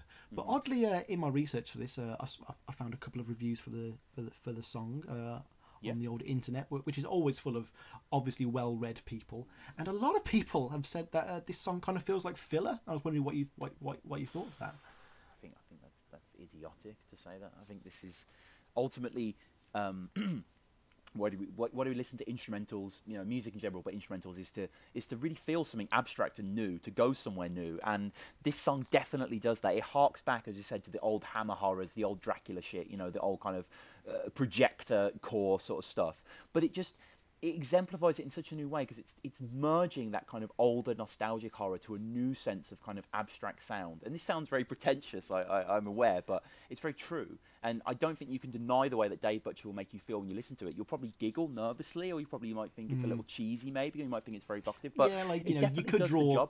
Yeah, you could draw similarities with the Psycho theme.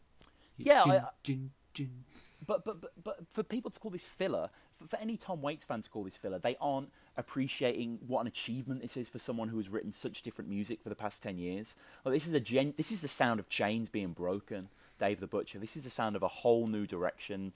Arguably, Tom is a butcher in a sense. He is kind of like, maybe that's how he is seen by a lot of people, his own legacy. He is throwing the wild knife to it, but he's succeeding. I think Dave the Butcher as a sonic experiment and as a declaration it's brave, and it's perfect. I mean, how long is it, right? It's like, I've got it up now, so it's 2 minutes 20. It's 2 minutes 20, so it's longer than quite a few of the vocal tracks on this album as well, actually. It's longer than Down, Down, Down. It's longer than Jonesburg, Illinois, you know. It's not going to be, well, you've just said it there, this is also not going to be the first song on this album, the last song on this album that is also going to leave us wanting more. No. Obviously, the next song we get onto is possibly one of the greatest love songs he ever will write in his career. Wow. Johnsburg, Illinois. Have you ever been?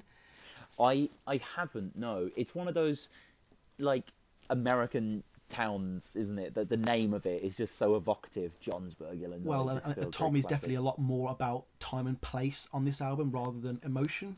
I'm gonna bang the same drum on this song, the same drum that will echo through reviews of Invitation to the Blues and Martha. I'm not really a fan of this track because I find Tom yet again holding our hands with the piano melody, thrusting us where he wants to take us, not letting the song to breathe in my eyes. I think the lyrics are beautiful. You see, I can't just live without her. I'm her only boy, and she grew up outside McHenry in Jonesburg, Illinois. Terrific, wonderful. It kind of comes and goes, and it's. I don't know. This song's definitely more of a statement about how he feels about Kathleen more than how he feels about songwriting. There are no frills, bells, or whistles here. You know, very much unlike the whole rest of the album, which is a lot more indulgent, and he's like, okay, you know, this is how I feel about the rest of the world, but about Kathleen, I'm going to keep this, you know, for the vinyl, I'm going to keep this very simple. I don't want anything distracting from her. And, you know, I've said before that a lot of his songs up until this point were getting a little too indulgent and going on a little bit too long. But Tom said for the Fantastic Island promo interview in '83, he says, it's real short. Somehow I wanted just to get it all said in one verse. There are times when you go on work on a song and end up repeating it in the second verse, what you already said in the first. It relates in some way to Shore Leave in the sense that it talks about Illinois. So thematically I was trying to tie it to Shore Leave. And I've never seen it in that sense. I do like this song as a little entity in itself. It's a little. How long is it again? This one's like a minute 13, something like that. Yeah, this is a minute 33. Yeah, so very brief. He actually started playing it live to audiences, like in Stockholm, kind of before it was finished. Like he actually starts singing, "You see, I just," and like he tries to reach that falsetto note, and he fails basically, and he just speaks to the Stockholm audience and says, "This is where it kind of falls apart for me. It's kind of an unfinished song." Oh, really? We're still working on it. Really good. Yeah, you see, if you're still with me, you see the best songs are the ones that aren't finished yet. There are still some places that you can put things together. So, you know, this is part of the song making process. So here's this thing, and then he continues to sing it how we all know and love it. I particularly like the melody. I learnt it on guitar the moment I heard it. Did you? It's very easy. And like, you know, like lyrically, all the notes change with the singing. And I'm one of those guys that can't really play unless I can sing the song as well. Even though I am very tone deaf, as many of you have probably guessed by now. Yeah. There's some nice internal rhyme as well. She grew up on a farm there. There's a place on my arm where I've written her name. I really like that. The whole lyrics are fantastic. I think it's a beautiful little poem, almost. Jonesburg, Illinois. You can read it. I've just got the lyrics in front of me now, and it just looks. Take you 30 seconds to go through them all, wouldn't it? Yeah, it looks so great. Short and sweet. It looks great on the page as well. As I say, it scans. Tom's a poet at heart, and it scans really well. I don't dislike this song. And maybe I was a little bit harsh on it earlier. Even thinking about it now, it grows on me, but it just doesn't. We know our fan from Senegal very much likes this song. He's a big fan. Mr. Fenton. But I'm not too hot on Jonesburg, Illinois. Have you got anything more you want to say about this song? An interesting little nugget is that it's 40 miles west of Waukegan, which is the town he mentions in Gun Street Girl in the next album. He left Waukegan at the slamming of the door. Yeah, Tom himself said about the song as well that it's real short. Somehow I wanted to just get it all said in one verse. There are times when you work on a song and end up repeating in the second verse what you already said in the first. I also love the idea that she's both like in his wallet and on his skin. Like you know, you can see like the Kathleen presence literally entirely consuming him. Like that, there is nowhere where she isn't. Yeah, obviously he still kind of has that same yearning he has from Shore Leave. Like I still don't think that. Obviously, you know, you could say that this is Frank singing this song, or Tom singing this song, and either way, it still does have that real sense of like I don't think he's with her when he's singing this. You know, he's just showing some guy far away from home a picture of his girlfriend. The imagery's great. I think the melody's great, and it doesn't outstay its welcome like a lot of Waits love songs do, and I think that's why I like it. Yeah, it's not a bad track. I didn't have too much to say on this one, so I just put in a little quote from a interview that Tom did just after Swordfish. This is from an article called "Swordfish Out of Water" by Edwin Pouncey from Sounds magazine, the 15th of November 1983, and. Basically, Pouncey transcribes a brief interview that Tom had, and he just introduces it here. He says, "It was certainly, talking about Tom Waits' kind of boho ideas, it was certainly the image chat host Steve Taylor was expecting when Tom turned up to promote his brilliant Swordfishtrombones album on Channel 4's, which is a UK channel. Oh no, this is going to be bad, isn't it? Channel 4's ghastly but masochistically watchable loose talk chat show. Taylor's research," he puts that into quote marks, i.e. skimming through enemy interviews, went horribly awry as Tom proceeded to turn the gabbling cuckoo's beat speak into the nonsense that it ultimately was. So here is just basically a quick little transcription that he does of it. Apparently the host asked, "What part does this infamous image that we have of you over here play? The sort of low-life American?" Tom says, "I beg your pardon." He says, "You've lived in some dives, have you not?" And Tom says, "Do you mean a place with a pool?" And then that's a cute little miss. Yeah, and then he says, "No, you like the seedier parts of LA." And he goes, "You mean like a farming community?" Which is really great. I know. I was just like, off the cuff, fantastic. 16 Shells, like, I ain't a big fan of this one. I've got to be honest. I'm so glad you've said that. I remember really liking this song back in my sort of more primitive Waitsian era. Like I was thinking, oh, okay, this because it is quite an easy song to get into, and you know, and then you hear it in big time and stuff. You're like, yeah, I kind of like this song. Coming back to it, it's probably the track I'm probably most ambivalent about on the entire album. I'm not saying it's particularly good or particularly bad. It just doesn't really do anything for me. Like I like the cowbell and the odd mix of heavy thuds and tiny little clink percussions that gives it that scrapyard junkyard feel. You know, it's a natural progression from the guitarist from Heart Attack and Vine. But besides that, it's just a bit too frantic. Yeah, it's I agree. I think the guitar is nice. The guitar weaves around the structure quite well. Just to say as well, a 40-aught shell is a rifle made famous in World War One. As well. But yeah, it opens like a Pharrell song, like, you know, Pharrell Williams, how he opens his songs with every single song that he's done opens with a 4-beat repeat, then the song goes on, and it has that da da da da da. It kind of has that kind of drony bit to it. Oh, okay. Which I mean, whatever. Like Happy, yeah. Yeah, like Happy. Yeah. Yeah, exactly. Does the same thing. That was not in tune, but yeah. Yeah. So I mean, you know, obviously Waits was way before, but it just kind of reminds me. That's just an interesting little thing. But this is the sort of song that Waits will always write. You know, from Hang On St. Christopher to Chicago. It's that blues rumble with a fast grip and a story to spew to the world. You've got the hum and pull of Joe Romano's trombone and the distance of the verses. Like, the momentum of the song's fun, you know.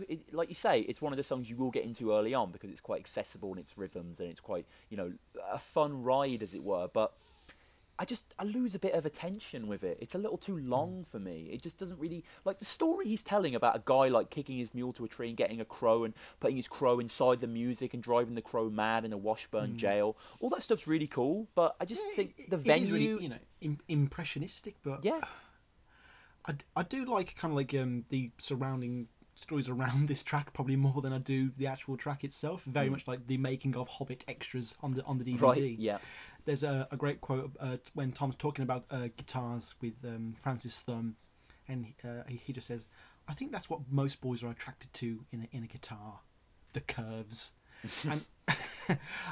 and as a guitar track, you know, it's great. I do like Tom trying to, you know, use those weird sounds to, you know, create those soundscapes. He said he wanted a kind of chain gang feel, bang on a hammer on an anvil. Yeah. You know, again, very reminiscent of banging on the chest of drawers for Big in Japan. Well, yeah, you have someone playing like a break drum. Like, there's just cool instruments on this track. It does feel like a proper chain gang. It feels like, you know, a probably people Harry Partch would have came across in the 1930s. Like, it's got that throwback feel to it. But I just, yeah, I like this feels. Dave the Butcher's in this song as well. Is he? Yeah. There's mention of. He says when he's hunting the mule, he talks about Lionel and Dave the Butcher. Hang on, I'll just get it up here for you. Yeah. So this is in the. Well, I slept in the hollow of a dry creek bed, and I tore out the buckets from a red Corvette. I tore out the buckets from a red Corvette. Lionel and Dave and the Butcher made free. You got to meet me by the knuckle of the skinny bone tree. So it's Dave and the Butcher. So it's not Dave the Butcher. Interestingly, Dave and the Butcher. Definitely. Yeah. And the idea of this song, the idea of Tom taking this harbinger, I mean, again, to promote the blog, but we did do an article about Tom Waits and crows, mentions crows all the time, and this is probably his most explicit crow song other than Shiny Things, in the sense that a crow is the main protagonist, as it were. And so he puts the crow into his thing and drives it mad. And there's a sense that Tom in his music is doing that. He's putting something within himself. You know, he's purposely pursuing the arcane. I keep using that word, but he's purposely pursuing the obscure. You know what I mean? Trying to just summon something within himself of the other side.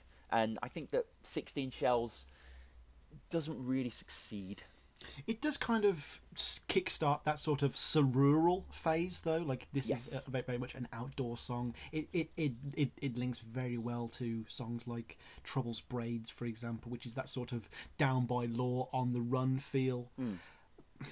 There is like this. There is magical moments in Tom Waits' music where the lyricism's so beautiful, the phrasing is so just so sufficient, so sweet, works so well, and his vocal delivery is so strong, and that does happen in this song. I think when he sings, "I'm going to whittle you into kindling," that does get the hairs on my neck standing up. The way he delivers it is awesome. The way he keeps singing it, and the idea, and the fact that whittle and kindling share a certain assonance linguistically, all those three parts come together when he just, "I'm going to whittle you into kindling," and then he's like, "Black crow, 16 shells from a foot." Like there's something very satisfying about how the parts come together very tightly. I like how originally Tom, in an article called "The Beat Goes On," he talks about how originally it was about going to be putting 16 shells into the belly of a scarecrow. It was about a farmer in Kansas, and it wouldn't rain, so he got despondent and started shooting his scarecrow. I'm just a scarecrow. bit of one from the heart.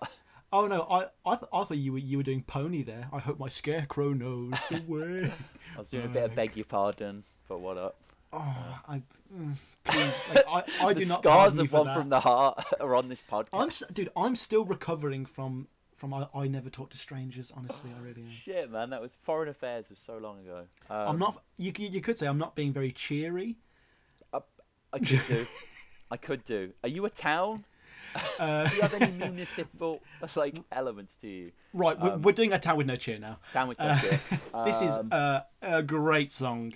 This is the worst song on the album. Oh, you are so wrong. I love how this so brazenly opens with some Scottish culture. Yeah. Obviously we're both fans of the Edinburgh Fringe. We go a lot. We've heard a lot of bagpipes in our times, because there's always one annoying bastard who just won't stop playing and he's marching around the town. And I did kind of think that both of these cultures are both kind of there's rural small towns, isolationism, and obviously this is Tom Waits' second Australian reference on this album, and the third we've heard since Waltzing Matilda was used in Tom Talbot's Blues, and it is so weird that he does merge these two weird cultures that kind of have similar themes, but hourly, they are nothing alike. No, and obviously the Australian reference is that this is based on an old sort of campfire song called A Pub Without Beer. Pub Without Beer, yeah. Yeah, it's lonesome away from your kindred and all by the campfire at night, where the wild dingoes call, but there's nothing so lonesome, so dull or so drear than to stand in a bar of a pub with no beer. And yeah, I kind of think the twist of the song is that Frank has been actually stationed in the Pacific. I've been thinking about this. Right. Obviously he's in that theatre of war, and the base for that would have been Australia, so he is an outsider within Australia. And the song is about not being able to get a drink. Tom is probably having to be very surreal to talk about alcohol in front of Kathleen in this way, so maybe he's trying to sneak in a song about booze. So Frank is an outsider, and if the town does have no cheer, you can't get a drink. Yeah. And Frank, this is the opposite of Shore Leave, really. He doesn't want to be in either place, but this one's just a bit. It's nowhere near as threatening, but it's not welcoming either. No, and it's based on a true story. When Tom and Kathleen, or Tom at least, was touring for Australia years before, he had heard of a town where they'd stopped delivering basically any munitions, including alcohol, and he just held on to that piece, knowing that he's going to write a song about it eventually. He wrote Town with No Cheer. I don't mind this. I like Clark Spangler on the synth. I don't think the synth works in this song. I think there's an interesting culture clash of Scottish, the Pibrockian, which I believe is what you call bagpipe music. Correct me at TomWaitsPodcast, please, because I don't know if that's the right way to pronounce it. But the Scottish Australian, the drinking song, the synth. I like the juxtapositions here. The freedom bell that chimes at the start. I just don't know if the melody's there. I don't know if the song's there. Could this be the last track for you then? Because I personally believe that the lyricism in this is brilliant. Oh no, the lyricism incredible. Yeah, I did want to get onto that. The inner rhyme of faces. There's no Oasis for a local grazier, Adelaide.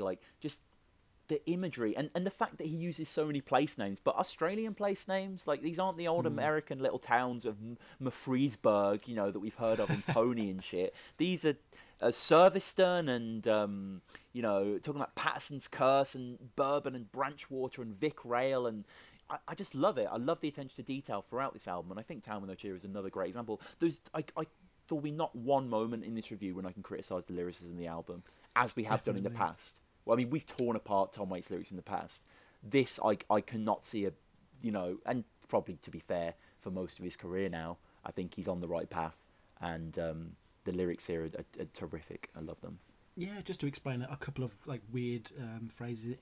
A thirsty jackaroo is like a young man brought up on a farm and then tries to prosper in the town because his own family can't support him. And Patterson's Curse is officially a noxious weed, but there's not much farmers can do to get rid of it.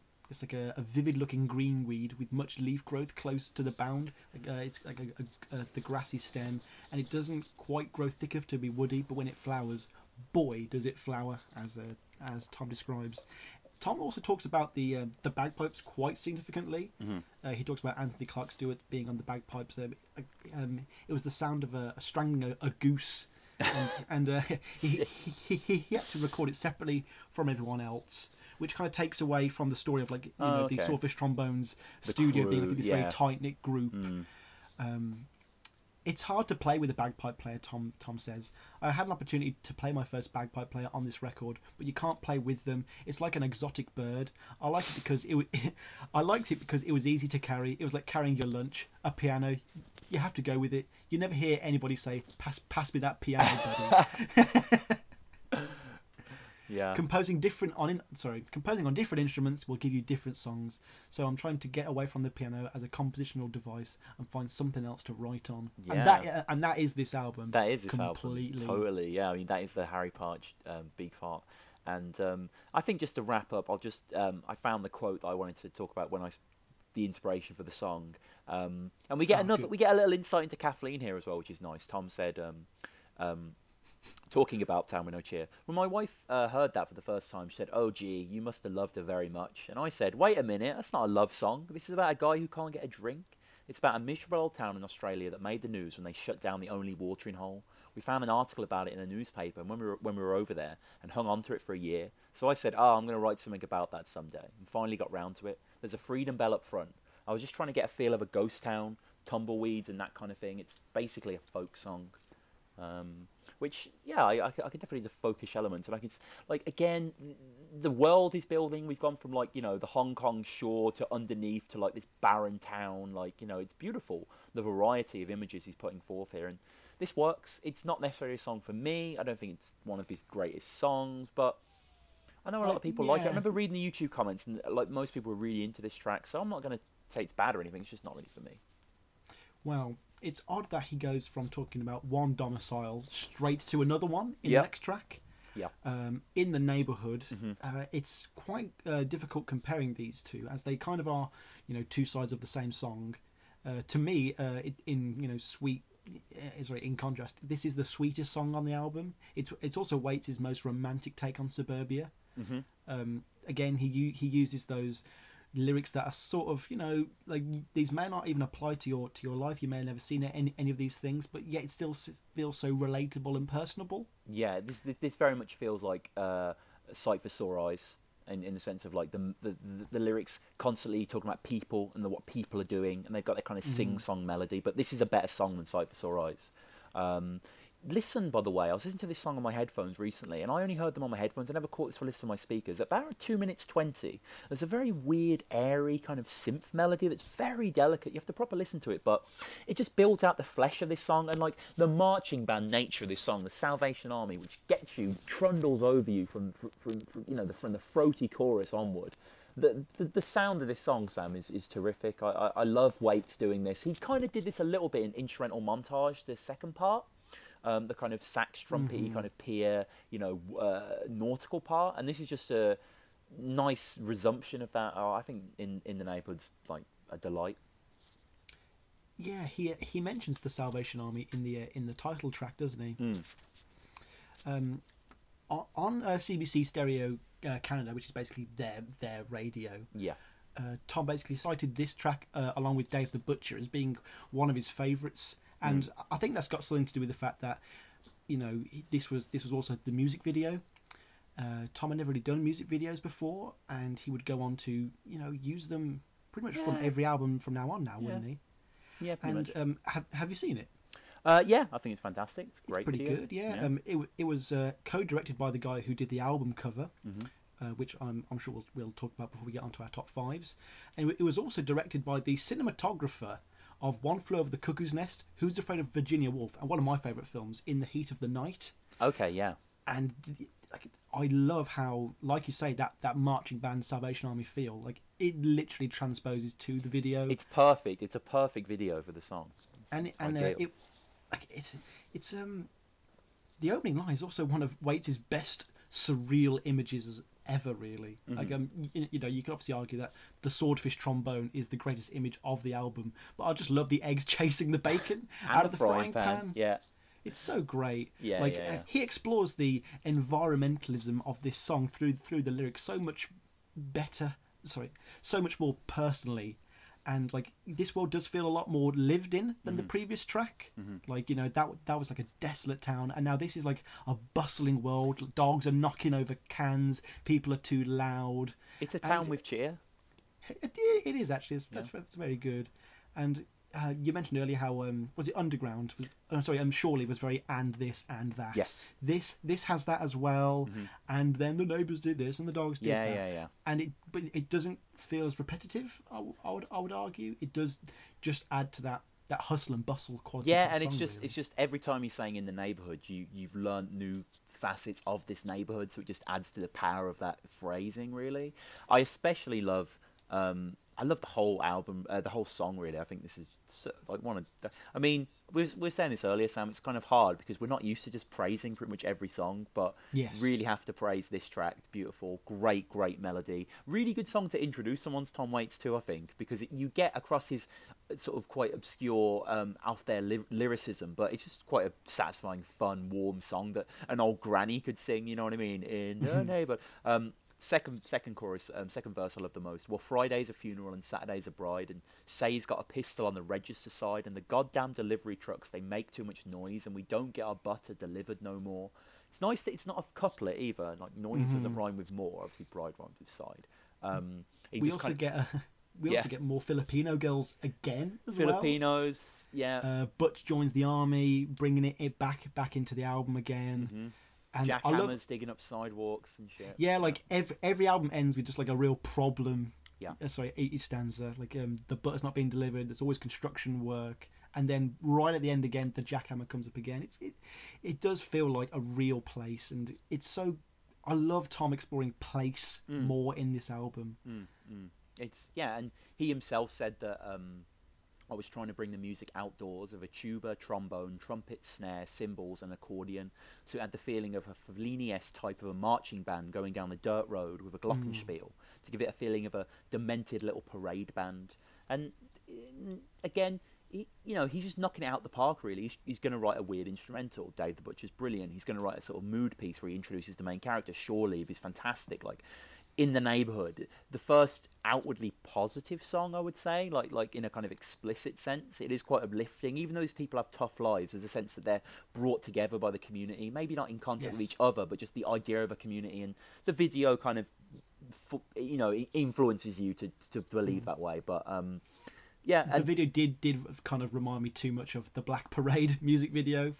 A little bit. And I can't believe I'm mentioning My Chemical Romance on a Tom Waits podcast, but that's all good. This does bring us to the end of side one, obviously. It does. I just one last quick thing. I really like Newspaper Sleeping Bags.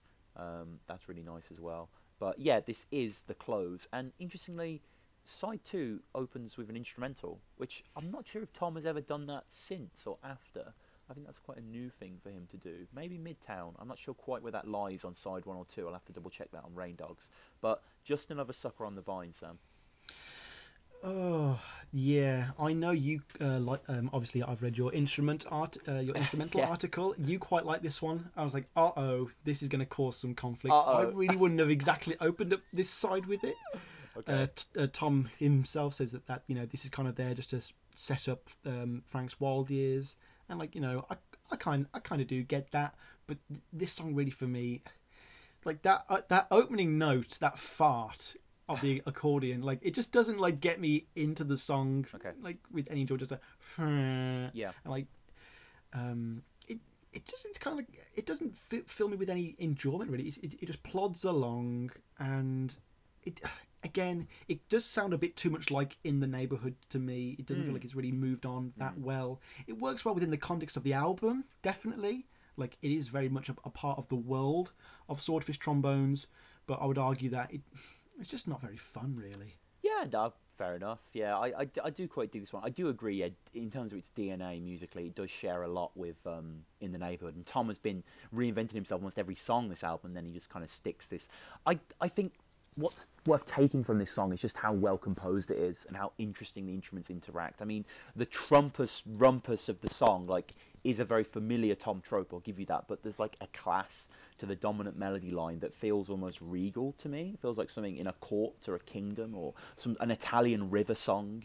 Waits himself had said that he aimed for the band to feel like the band on the deck of the Titanic as it slowly goes under. And it does have that sinking feeling, it does, and that sense of grace under pressure is tangible. The song was originally going to be called "It's More Than Rain That Falls on Our Parade Tonight," I believe. Right. Yeah, it's a little clumsy, isn't it? Which is actually obviously the opening line for "More Than Rain" off Frank's Wild Years, which is pretty cool. Obviously with Orphans, we know that he's a real saver of lyrics, and he'll always come back to them. It's the harmonium's nice. Yeah.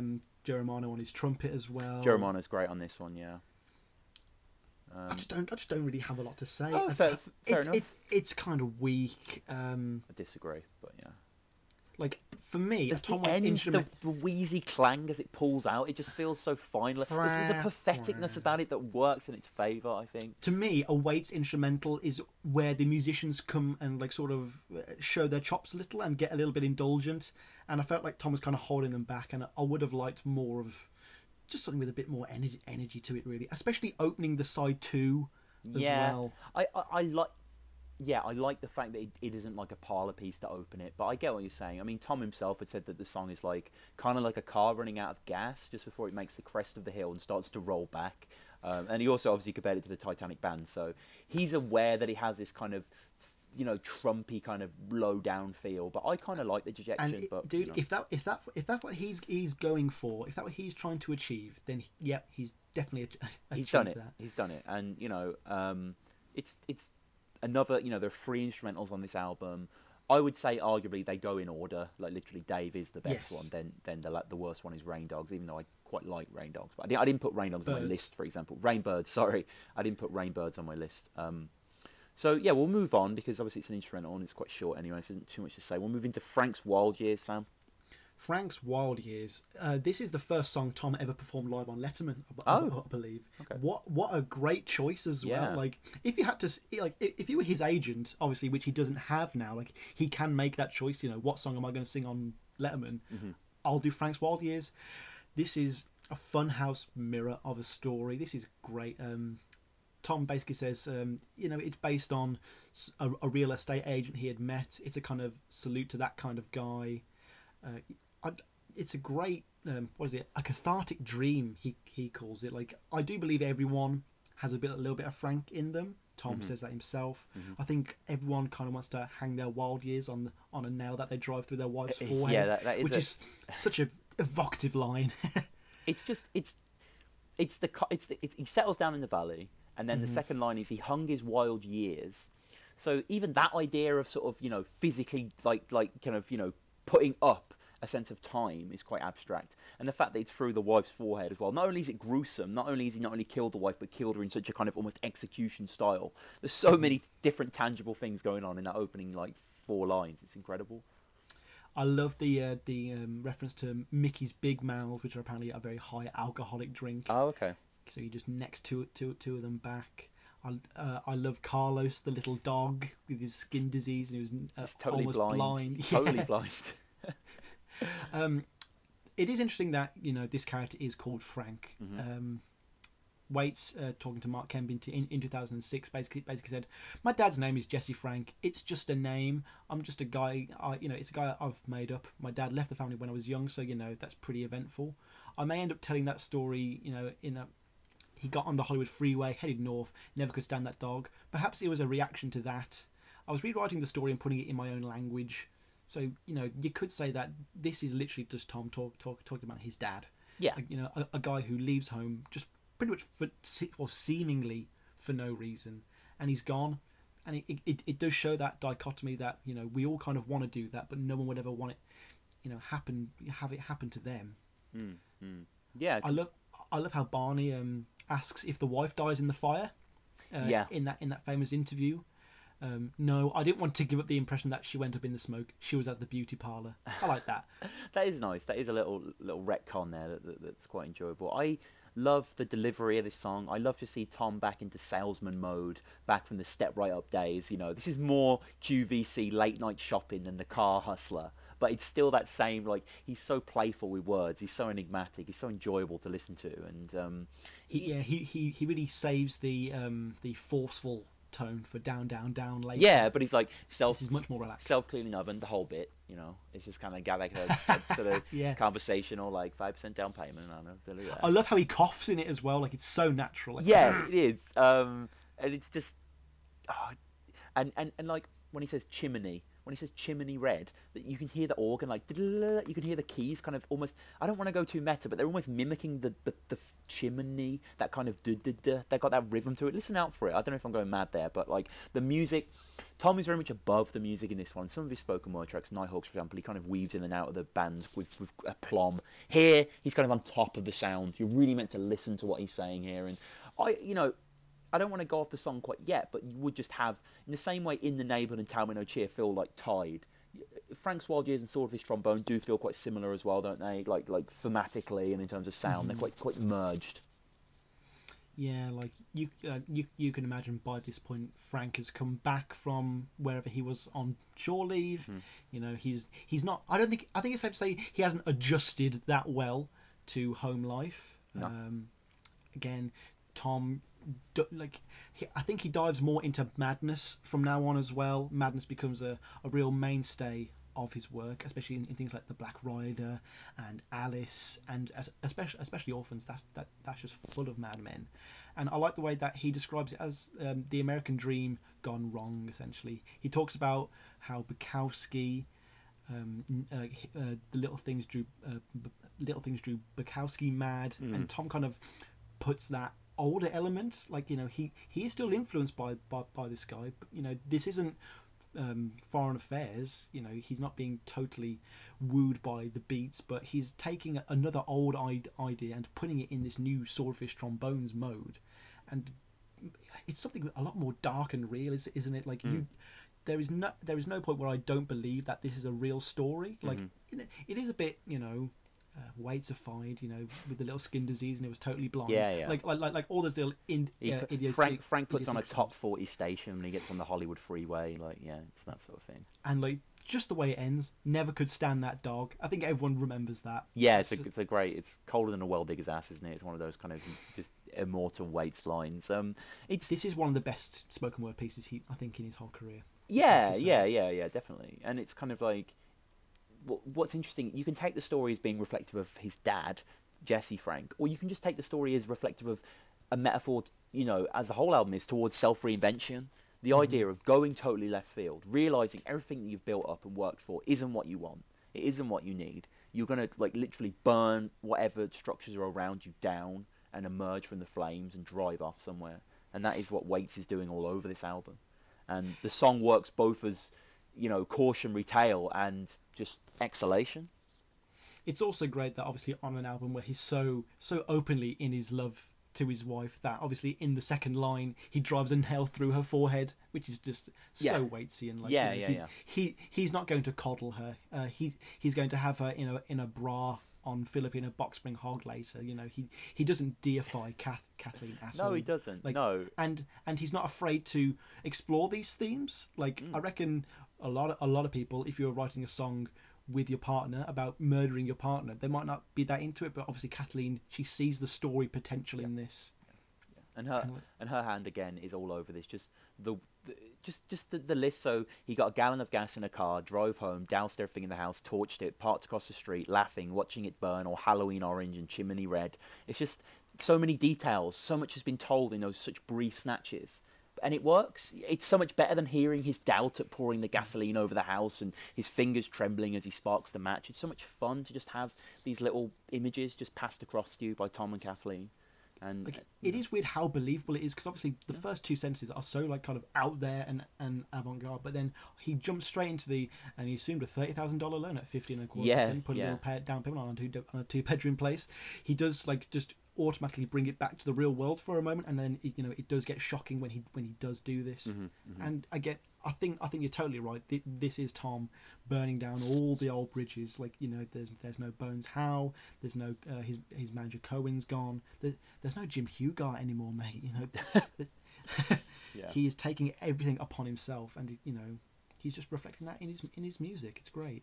Exactly, and there's just never going to be the old Tom anymore. There's never going to be the old Frank anymore. There's just these two people are both gone forever, and Tom has never so explicitly put across a song that has really gone into depths. Like from Rain Dogs on, he's doing other stuff, whereas Swordfish, he seems to be still kind of hung up on the idea that there's a persona that he's abandoned, and this needs to be addressed as an artistic growth, and that's what Frank's Wild Years does. But I think as a song, Swordfish Trombone is maybe a little more fun. I don't know about you. This is one of the sort of classic rhythms of the album. The marimba is just so strong, as is the bass. Bass is amazing, which has a great vibration to it. Yeah, it does. Treble is amazing. Yeah. We have more soldier references, more references to the sea. Can Tom Waits? What, can he not mention the sea or a soldier? No. Sorry, continue. I was just going to say. We also have more Australian vibes as well. The eucalyptus tree, and it kind of makes me feel that should this song come before Frank's Wild Years in terms of the story, or is Tom just doing something like this to intentionally throw us off? He's not giving us a direct narrative. Is this a bit of a Pulp Fiction? We move back and forth throughout Frank's life, because obviously we haven't actually gotten to Frank's Wild Years yet, which is 2 albums away. Yeah. So the actual story hasn't even begun to be told yet. And just from a recent listen, I listened to Rain Dogs recently. I can't remember much Frank on Rain Dogs, really. What do you think of Swordfishtrombones, Tom? Is this the sort of moody masterpiece, or is this is this a bit of filler? It's not filler. It's definitely not filler. It's very good. But I think I've come across that word time and time again for this album. It's so odd. Really? That's so... I could never call any of it. Grapefruit Moon's filler, bruv. You know what I'm saying? Like... Oh, people on the Twitter will not stop defending Grapefruit Moon. People, get over it. It's not very good. It's not a very good track. No. I will defend this song, but I will defend it with one hand. But with another hand, I will scold this song and remind this song that it has a better song version of it, and that song is Temptation from Frank's Wild Years. If you think that the intro of Swordfish Trombone does not sound like the intro to Temptation, then you are wrong. They sound very similar. And Temptation is a way better song, much more fun song. Tom sings way better on Temptation. This song, though, let's pay attention to this song. I enjoy it. The song is littered with references. The same way you were picking apart Shore Leave. Like, there is a reference in this song to 10 Killer Lake, which is like an old ferry lake, basically, which is kind of a really obscure thing. It's a reservoir in eastern Oklahoma, used by the United States Corps of Engineers. So it's just some lake from, I mean, Tom wasn't even from there, but I guess it's just somewhere that he's encountered on his travels, so I quite like that. I quite like the reference to Obituary Mambo as well, which I just took as being dead, basically, but then I realised that it was a dance with death, like an obituary mambo is kind of, I guess, what he's going for here. But he also mentions Birmingham again, which he does mention Birmingham in Gun Street Girl again. Yeah, Gun Street Girl seems to be very tied to Swordfish Trombones. Actually, we've had War Keegan as well. Yeah, the song's fun. I just don't know how re-listenable it is to me, because it's kind of not a song, is it? He is singing and there is instrumentation, but it's in that sort of shallow water between a real song and a spoken word song. He almost feels too focused on the lyricism and the It is a great riff, dun dun dun, and the marimba is Yeah. so atmospheric. It's so moody. Like you really get the sort of sense of unease. You don't really know what's going on. You don't know what this guy coming back from the war's like. We've had glimpses of his personality before, but there's nothing really that like makes you come back to it in a hurry. There's no like particularly like we're going to talk about the lyricism in a moment, but there's nothing in the beat that really gets me back. He does flirt with that phenomenon I've mentioned before, where his words and the melody do blend nearly perfectly, but it's not a very good melody, really. It's not too good. I think again, a title track on a Tom Waits album that is quite meh, and yet again, it's not spelled correctly. Yeah. What is this? Such a weird phenomenon on Tom Waits albums, where Closing Time and Heart of Saturday Night were correct, I believe. Yes. But then Foreign Affair, the album's called Foreign Affairs, the song's called Foreign Affair, the album's called Blue Valentines, the song's called Blue Valentine, the album's called Swordfish Trombone, the song's called Swordfish Trombone. He does fix it on Heart Attack and Vine and One from the Heart to be. Yeah, it's just, I mean, I don't know. So you listen to as much Tom Waits as we do, I guess. You just notice these phenomenons that are just probably completely coincidental. But yeah, as I said, lyrics really good. Most people will talk about the final lines in this song, which are fantastic. And if you can think you can tell a bigger tale, I swear to God, you have to tell a lie. Appealing to the audience, looking back with a wry eye over all the yarns he's spun you, and saying that obviously it won't be true. But I think the verse before that deserves more credit. Perhaps this yarn is the only thing that holds this man together. Some say he was never here at all. Exactly. That is probably. Exactly. What did we say was the line from Heart Attack and Vine that summed up the whole album? That ain't no devil, that's just God when he's drunk. Yeah. That is of this. I believe Barney starts off the chapter about Swordfish Trombones with that line. Oh, okay. Interesting. Like, yeah, it's an incredible line. Yeah, like I think like Tom is directly referring to the fact that he had built up this personality, that like this character, this image that people assumed, like on Channel 4, they thought he was this person, and like it, that yarn at that point was the only thing holding him together, until Kathleen comes and sort of allows him to be himself, and he kind of says he was never there at all. Yeah, exactly. And this, you could argue that this is the first Tom Waits album. Yes, I see that. Well, yeah. Brennan just kind of unchains him, as we say, and I just love that. I love the chain. Yeah. I love the admission that perhaps this entire thing is fiction, as it obviously is, and that you should doubt it because it's being told to you, because the person telling you is admitting he's an unreliable narrator, which unreliable narrators very rarely do. They rarely tell you that they're unreliable. You have to kind of. They almost tell you to trust them. Yeah, exactly. But he's kind of admitting here that this is just another yarn, which is a common Tom Waits thing. Swordfish. I mean, it's nice for me. I don't know how much more you got to say on this song, but it's just nice for me when you get out of this song to go back into the more musical aspects of the album. It was originally recorded differently with like a electric guitar and drums. Oh, okay. And I think maybe perhaps that the feel that this song was originally meant to go for, he should have stuck with that. It might have been a bit more of a dynamic song. Yeah. Just in my research here, apparently on the Eurodisc pressing for the song in 1983 by Areola, the song was spelt as Swordfish Trombones. Wow. So there does seem to be some confusion between in the industry as to how it's spelt. And I don't know if this is just something that's too obvious to even mention, but Swordfish Trombone, Trout Mask Replica.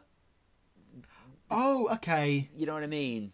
Like, is it his most surreal image on the album, the Swordfish Trombone?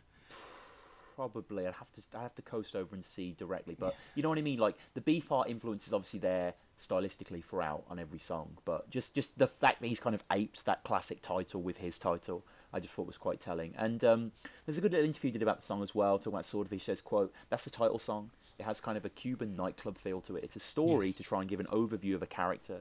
And as you were saying, he talks about trying it with electric guitar and drums, having a trombone, ending up discarding what most of they had, and just getting it as simple as possible, so it just kind of rolled and allowed Tom to tell the story over it without any interruptions.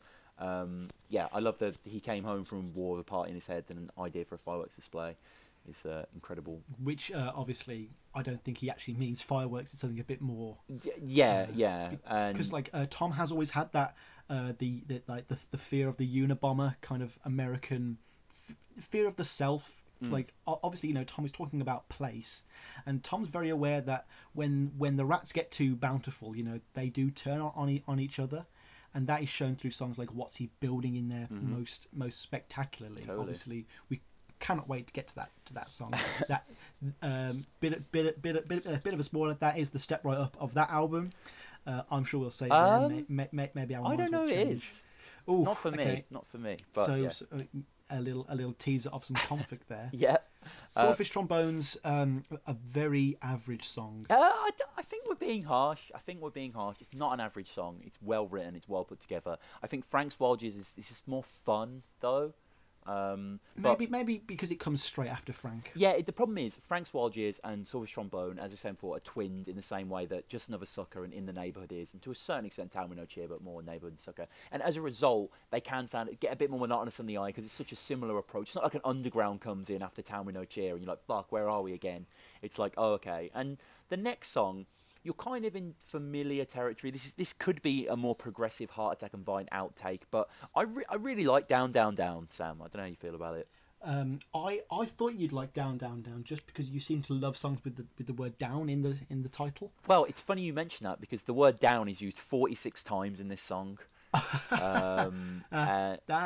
a lovely little nugget. That's a little bit nugget, and the song is 2 minutes 16 as well. So it is short. It's an incredibly short song. I can't get enough of Down, Down, Down. I weirdly find myself singing it a lot, even though it's not an outwardly catchy song. I just love the skittery, manic guitar. There's little spaces that allow the notes to breathe and fit in with the organ, but there's so much packed, dense space, similar to Underground, similar to what we're talking about, all the instruments everywhere. It's got this skizzy lounge bop. It's Tom just kind of...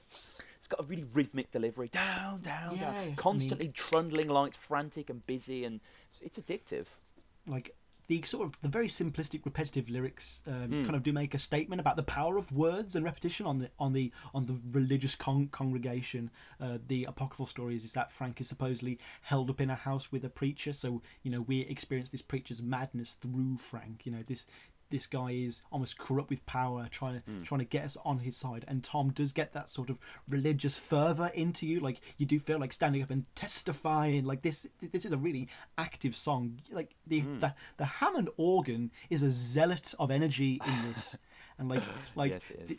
The attended effect and with the pace, it hits you so hard, and I've always wondered whether Tom is kind of mocking religion in songs like this, again in the equally ridiculous Chocolate Jesus, which might be your step right up for that album. It's not. It almost. Oh damn it! It does seem there's that Tom there's 10 songs I like more than Chocolate Jesus on Mule. Sorry, continue. Literally 10.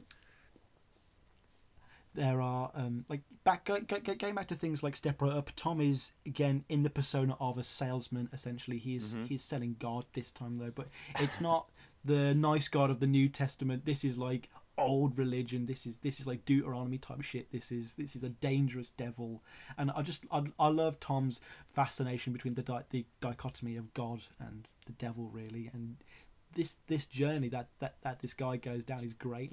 The devil jumps on his head. Yes, I love that. Yeah, I love that. Absolutely love that one. Yeah, and just and there's one line I'm like, what does this mean? He's like, just after that, he's like, he went down, down, down, staying in a broken down shed. I guess it's kind of like the idea that he's just kind of this bum, but you don't really know explicitly what this guy has done. I mean, this could be Frank, this could just be someone else, but I do like the end. Yeah, it's like, he was always cheating and he always told lies. Isn't it? Yeah, it was just kind of telling you he was a bad person. We're not going to tell you what he cheated about or what he lied about, but he deserves it apparently. And just as a skittering blossom, it's lovely. Well, again, I don't think whenever there's a particularly a religious mob, I don't think they particularly care for evidence in that kind of situation. He cheated, he told lies. Believe me, I'm the man in the power. I am the preacher. You are listening to me. What I say is the word of God, essentially. I like how Tom talks about this album, again, going back to the fantastic Arnhem promo interview. Yeah, it's a brilliant. He talks about being stranded in Arizona, being invited to a church with a mutant rock and roll band that started playing these old hymns in a sort of broken way. they were preaching, and every time they said something about the devil or evil or going down the wrong path, she gestured in the back of the church to me, and everyone would turn around and look and shake their heads and then turn back to the preacher. It gave me a complex that I grew up with. On Sunday evening, they have these religious programs where preachers, and they're all bankers, so they get on these firing glasses and their $700 suits. They shake their finger at America. So this is my little own opportunity at the lectern. And again, Tom sums up these songs so perfectly in these single quotes. Like, I totally get he is trying to achieve that, and like he just draws you in. Like, you know it's all wrong, but you can't help but like want to believe him. It's entirely. And the organ on this track as well, like towards the end, it's like it's just that stop and go, that pump, that gospel rock.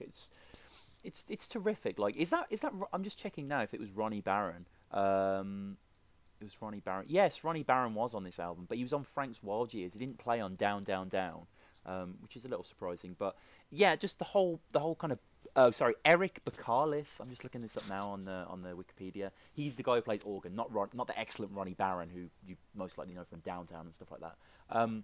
But yeah, I think Down Down Down is another fantastic track. I'm so happy that so many of the songs on Swordfish are really short.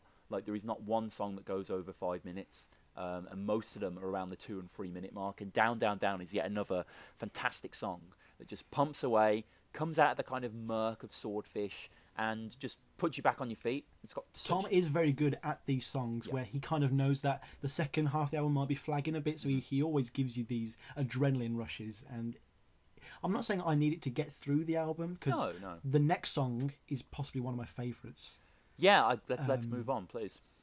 Yeah, when I said underground might be the step right up of the album, Soldier's Thing is definitely kind of like that, but the yin to the yang of that, of the snake oil salesman, rather than, like, you know, trying to flog us some crap. This is just, we know this is crap, and we're meant to wallow in the tragedy of that. He talks about, you know, the downtrodden fringe of society again revisiting the warped military theme established in Shore Leave.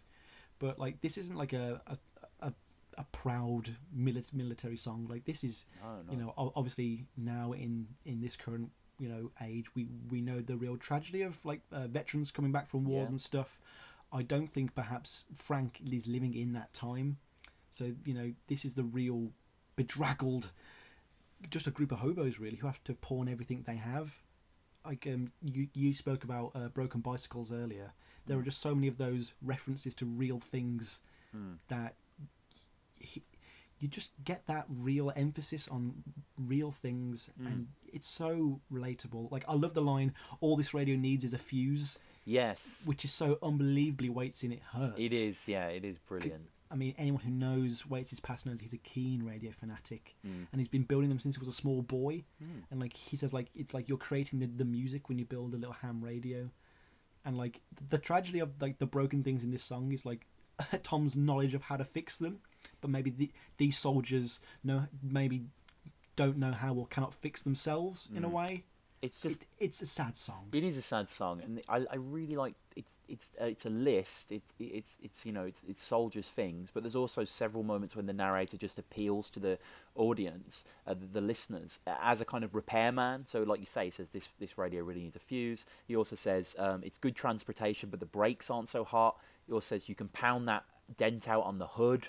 It's constant advice. It's so. He couldn't resist putting a car in, could he? And it's, as we were saying with Shore Leave, but I think it's even more applicable to Soldiers' Things, the idea of metonymy, the idea of the objects belonging to someone, representing someone. So when you say the crown, you mean the royal family, but you know what I mean? The kind of the symbolic nature of that. And like, this abstract, like, I'd love to see all these items together in a box to build someone out, you know what I mean? You get such a shock, like, you get such a vivid image, his patent leather shoes, and the fact that the way you're being spoken to in such an absent way. Oh, this one's for bravery and this one's for me, and everything in this $1 a box. It's kind of just a second thought to what this has all been for. It's tragic. Yeah, I mean, this song's very personal to Waits. Like, he talks about working in a crummy restaurant in National City. it was a rainy night at the pawn shop, and all these sailors and I looked around.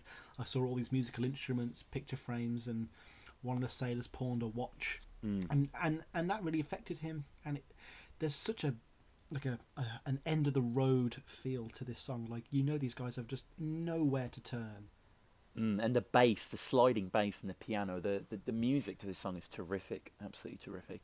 And this one's for bravery. It's crooning almost in the best sense of the word. And I really like the quote that he gave in the island thing again. He says that the theory is that if someone rides a bicycle long enough, eventually the bicycle becomes 30% human and you become 70% bicycle. It's like the things that you have in your pocket. If you're carrying them there long enough, they take on a certain atomic human characteristic. Sometimes you go to a garage sale, you go to a pawn shop or anywhere and look for other people's things, as you say he was doing prior. Shoes in particular that have walked around with someone else inside them for a long time. They seem to be able to almost talk. So this song is like trying to string together different items like that. Instruments are always like that too. The guy comes home from the service and everything's $1 in a box. I even love how his boots are full of rocks as well. Like he's still selling them in this crappy state. He doesn't even care now. Yeah. He is just pawning everything for anything. The line "Tinker Tailor Soldiers Things" related obviously to the underrated John le Carre novel, Tinker Tailor Soldier Spy, which obviously changed it from the original nursery rhyme Tinker Tailor Soldier Sailor. The idea in the novel being tailor and sailor sound too similar. But you can. This also harks back to Doctor, Lawyer, Beggar, Man, Thief, though, from the Heart Attack and Vine as well. Like, it's nice to see that Tom, in his transition from crooner to mental farmer, is still keeping the nursery rhymes that obviously he heard as a child still very close to him. And it's a little reassurance for fans. Like, don't worry, I'm still Tom Waits in a way. Yeah, I mean, there's like when you get to Tom Waits' later career, the closing time Tom Waits is still there in his music. You can still feel him there. He hasn't like erased certain parts of his personality, his musical personality at least. And yeah, this is another confirmation that for all the craziness that Tom is going to do over for the rest of his career, there are still going to be these moments, these, closed kind of soft moments, these invigorating moments of really delicate emotion. It's a beautiful track, and it's just one that really rewards a close listen. Just think about every single note, every item. Yeah, lyrically and musically. Just the composition of it is. It's beautiful. It's what Tom has been doing well for years now, but this is really a nice Kathleen, Tom Brennan kind of song. You know what I mean? He's distilling a lot of the power that he's had with songs like Sight for Sore Eyes and putting it into a much more tangible track. It does feel like visually it feels a bit more like a Rain Dogs type track, just like the street. Just a little bit of trivia. I believe a Davenport. Yeah, what is a Davenport? a type of chest of drawers, basically. Oh, okay. Named after the maker. So obviously someone called Davenport. I don't know how some soldiers are selling a whole chest of drawers on the street. You might need a permit for that. Yeah. But they're obviously going to get soaked in the rain. I'm going to stop now. I'm never going to do that again. Let's jump straight into Gin Soaked Boy, the Howling Wolf song. I got a belly full of you. It's kind of the old blues. Yeah, like you say, it's Howling Wolf incarnate. There's lovely little slide guitar here. I think this is a little bit of a step back for Tom. It's Tom kind of telling you that, again, he's not going to completely abandon these sort of world before. This is songs that he's, Heart Attack and Vine is kind of littered with this kind of Mr. Seagull kind of stomp to it. It's fun. Fred Tackett, who plays guitar on this, he's actually in a really good band that I've just started listening to from the 70s. I don't know if anyone's aware of them, called Little Feat. They're kind of like a sort of country band from the 70s. Really lots of virtuoso kind of Allman Brothers playing. Excellent band. And not Cold Feet. Not Cold Feet, no. Little Feat. And which also is quite a bad name for a band, really, but there you are. His glassy slide on this is terrific. He sounds brilliant. Him and Tom have a great kind of push and pull together. Like Tom himself said in an interview, said that it's a bit of a Howling Wolf feel. He admits it. It's Fred Tackett on electric guitar, who plays good slide. He was trying to get that the quote is 4 R's. He's trying to get that thing tried to get the vocal to sit back to recreate the recording conditions that existed prior to advanced technical capabilities. We recorded it by one round microphone, so your dominance on the track depended entirely on your distance from the microphone. It was also to get a room feel, so Biff Dawes mic'd the room with several of those contact mics on the glass net type of thing, so it got a real sense of the air in the place. It has a bit of an old feel, which you know, it does. Up there with Dave the Butcher, it has a kind of backwards, kind of, this could be from decades prior kind of feel, so. I think he explores that more in Frank's Wild Years, like the real past. Oh yeah, definitely. Like Innocent When You Dream is like, you know, that sounds like ancient. So, but I mean, what do you think about Gin Soak Boy? Are you a fan, or is it filler to you? I mean, is that word's been banned? I love this song. Yep. The actual chorus, that Gin Soak Boy, that, like, you can't help but sing along to that. That's classic, isn't it? There's a great quote from Stephen Hodges in Low Side of the Road, the Barney Hoskins Bible. Yeah. He's talking about Gin Soak Boy. That fucking thing is off the hook. When Fred goes into that contorted seventh or whatever it is, it was like a perfectly placed nugget of some kind of crazy answer. It's some bitchin' ass shit. Like classic blues thing where he almost made a separate hook in there, obviously being the riff. Yeah. Like, the actual guitar, like, it's so aggressive. It's so distorted, and like it's very dirty as well. It's dirty as hell. There's definitely some tread in the amp. It's like at the start of the third. Well, I thought you bet. I would bet you as far as Oklahoma by now. The guitar's like. It just has this lovely double stop there. Just seek out Fred Tackett on this. He kills it on this album. Really, Down Down Down is also another great showing. He really from captures him. that like New Orleans. Yeah, he's a perfect sideman for Tom on this record. He does a lot of good work, and that's the thing as well. Like, you know, a lot of these songs where other instruments take hold, those are the other instrumentalists. That isn't Tom like writing that and giving it to someone else. Like, that's just their take on the song, them adding. Because Tom, I think, just normally writes on an old hollow acoustic guitar and bangs out the rhythm to his collaborators, and they build from there. So this is a song where Tom, as he said in the quote, was happy to sit back to provide a quite generic but, you know, validating, enjoyable vocal. And Fred Tackett killed it. And nice mention of Old Crow. I mean, I know it's not explicitly a Corvid reference, but still, you know, you said you're going to your Mars, but where the hell did you go? You went and slipped out nights. You didn't think that I know with some gin-soaked boy that you don't know, which is nice as well.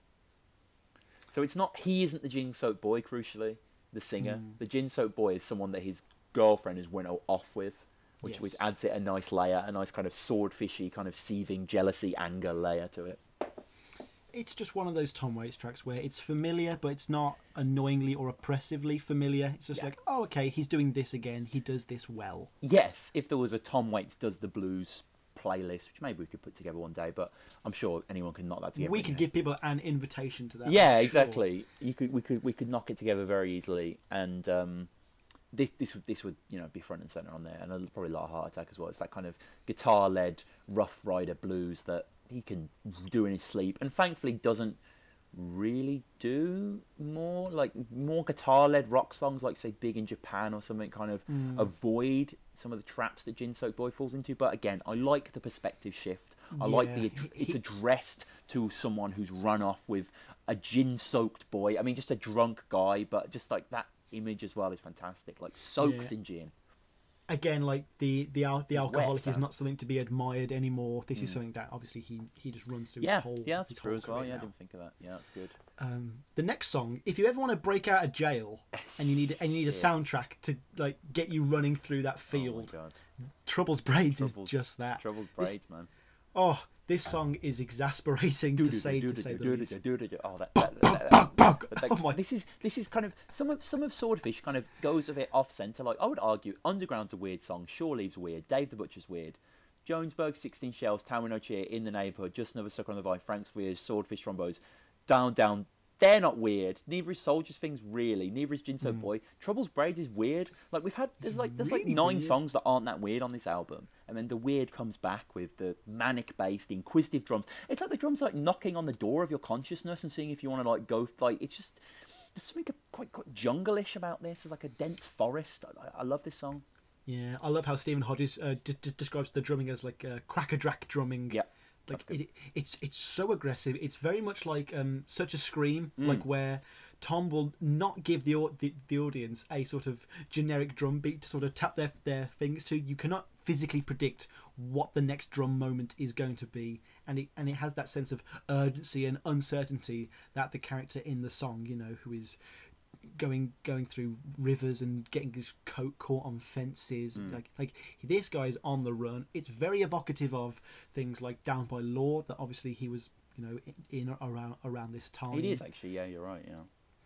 And just the speed at which he throws information at you is quite a lot to take on. Actually, it is. If there's a lot of lyrics, and the song is the shortest on the album at 1:18. So he's cramming a lot into you. So some of the things that really caught my eye on here, I really like, because it's mostly like, I did this, then I pulled on Trouble's braids, and Tom said the image of Trouble, the image is Trouble being a girl, and then by pulling on Trouble's braids, so he says at this point our hero is being pursued by bloodhounds, so he stays away from the main roads, and so it's this guy doing things, then kind of causing trouble and pulling on Trouble's blade. So I really liked, I spanked cold red mud where the hornet stung deep, and I tossed in the ditch in a restless sleep, and I pulled on Trouble's braids. I just love that. Just like the idea of, like, you know that pulling on these braids is gonna create trouble, but you do it anyway. Like he has really brought this upon himself. I love the phrase he's passing out wolf tickets. So to pass out wolf tickets is like a Baltimore turn of the century railroad phrase. Right. It just means don't fuck with me, basically. A wolf ticket is basically a verbal threat which to sell somebody that may or not be real. Like, it basically means, like, it's a strategy to make someone back down and surrender. Like, you know, don't mess with me, I'm passing out wolf tickets. I love that. It's got some of Tom's most violent imagery, and it's fantastic. I lay by a cypress as quiet as a stone till the bleeding stopped. It's just nice, man. I think he also mentions wolf tickets on Spare Parts 2. Okay. So I'd be passing out wolf tickets regardless of where I go. Yeah, that rings a bell, actually. Yeah. And there's a song. The song ends with him repeating, "I pulled on Trouble's braids. I pulled on Trouble's braids." It's like, you know, there's no place like home. There's no place like home. We're leaving the story in a sense. He's on an old tree, floating downstream. He can barely see anything, but he's still pulling on Trouble's braids. Maybe that was the end of the character's journey. Maybe he didn't get off that old tree. He may have drowned. You never know. Yeah, exactly. And I'm really happy this song is on the album. I'm really happy we don't go from the blues of Gin Soaked Boy to the existential closer of Rainbirds. I'm happy that Trouble's Braids is the 14th track, just bringing a bit of just obscurity, bringing a bit of, you know, the unpredictable back into Swordfish. And at the end of the day, it does give you faith that Waits will find good bass players without Jim Hughart as well. This is one of the best bass. This is some of the best bass on the entire album. Like, it's almost like he's not playing individual notes. It's just like an ongoing wave. Yeah, it's great. It's terrific. And I think we'll take that wave and we'll jump into Rainbirds, which is interesting. Firstly, just titularly, in the sense that we have rain dogs and then rainbirds. I mean, you know, it's a slightly kind of enjoyable, you know, coherence there. And it's not a bad instrumental. There's a reason why I didn't put it on my list. I just find it a little bit unenjoyable. Like, Greg Cohen on the acoustic bass is absolutely brilliant. And Tom himself said about this song and him, it's a real pleasure to work with him. We have mutual intuition, and it's really good to hear him again. He also says that Francis Thum helped with the glass harmonica introduction. Tom sees as an epilogue to the story. After the hero floats downstream in an old tree, it's kind of, you know, it's morning and you hear the birds and it starts to rain and he's off on another adventure somewhere. I wanted to close this side of an instrumental to give the hero room to breathe. And then Tom just goes, yeah, that's all, the end. So there's that level to it. Greg Cohen reminds me a lot of Danny Thompson, who was John Martin's bass player, and John Martin, who's like one of my heroes, British folk singer-songwriter, guitar player. He would often go out with just him and a bass player, and there would be no drummer, and they knew it. They could read each other's minds. They were improvisers, but they were just they weave so geniusly together. And Greg Cohen is on that level here. He's resolute. Arguably, the bass is the lead instrument in this. There is like some clippy piano here and there, but like the main melodic movements are dictated by the bass lines. And whilst this isn't a standout closing time style closer instrumental that really gets you thinking, or even Anywhere I Lay My Head, which I know obviously is not an instrumental, but like that's a great song that closes Rain Dogs, and Coming Up to the House, closing Mule Variations. This just ends on a little bit of a squib. Not a bad squib, but a squib nonetheless. Yeah, this like we've kind of been through this dissonant David Lynch-esque industrial nightmare for the past sort of 40 minutes. So I think it's very wise that he's chosen a much more familiar classical Waitsy and instrumental to kind of calm us down after the tirade that we've really had to endure. You know, especially when this album came out, you might have generally needed a bit of respite. Like, this is such a dramatic change he's gone through on the entire thing, and now he ends with it's very soft, it's very sweet.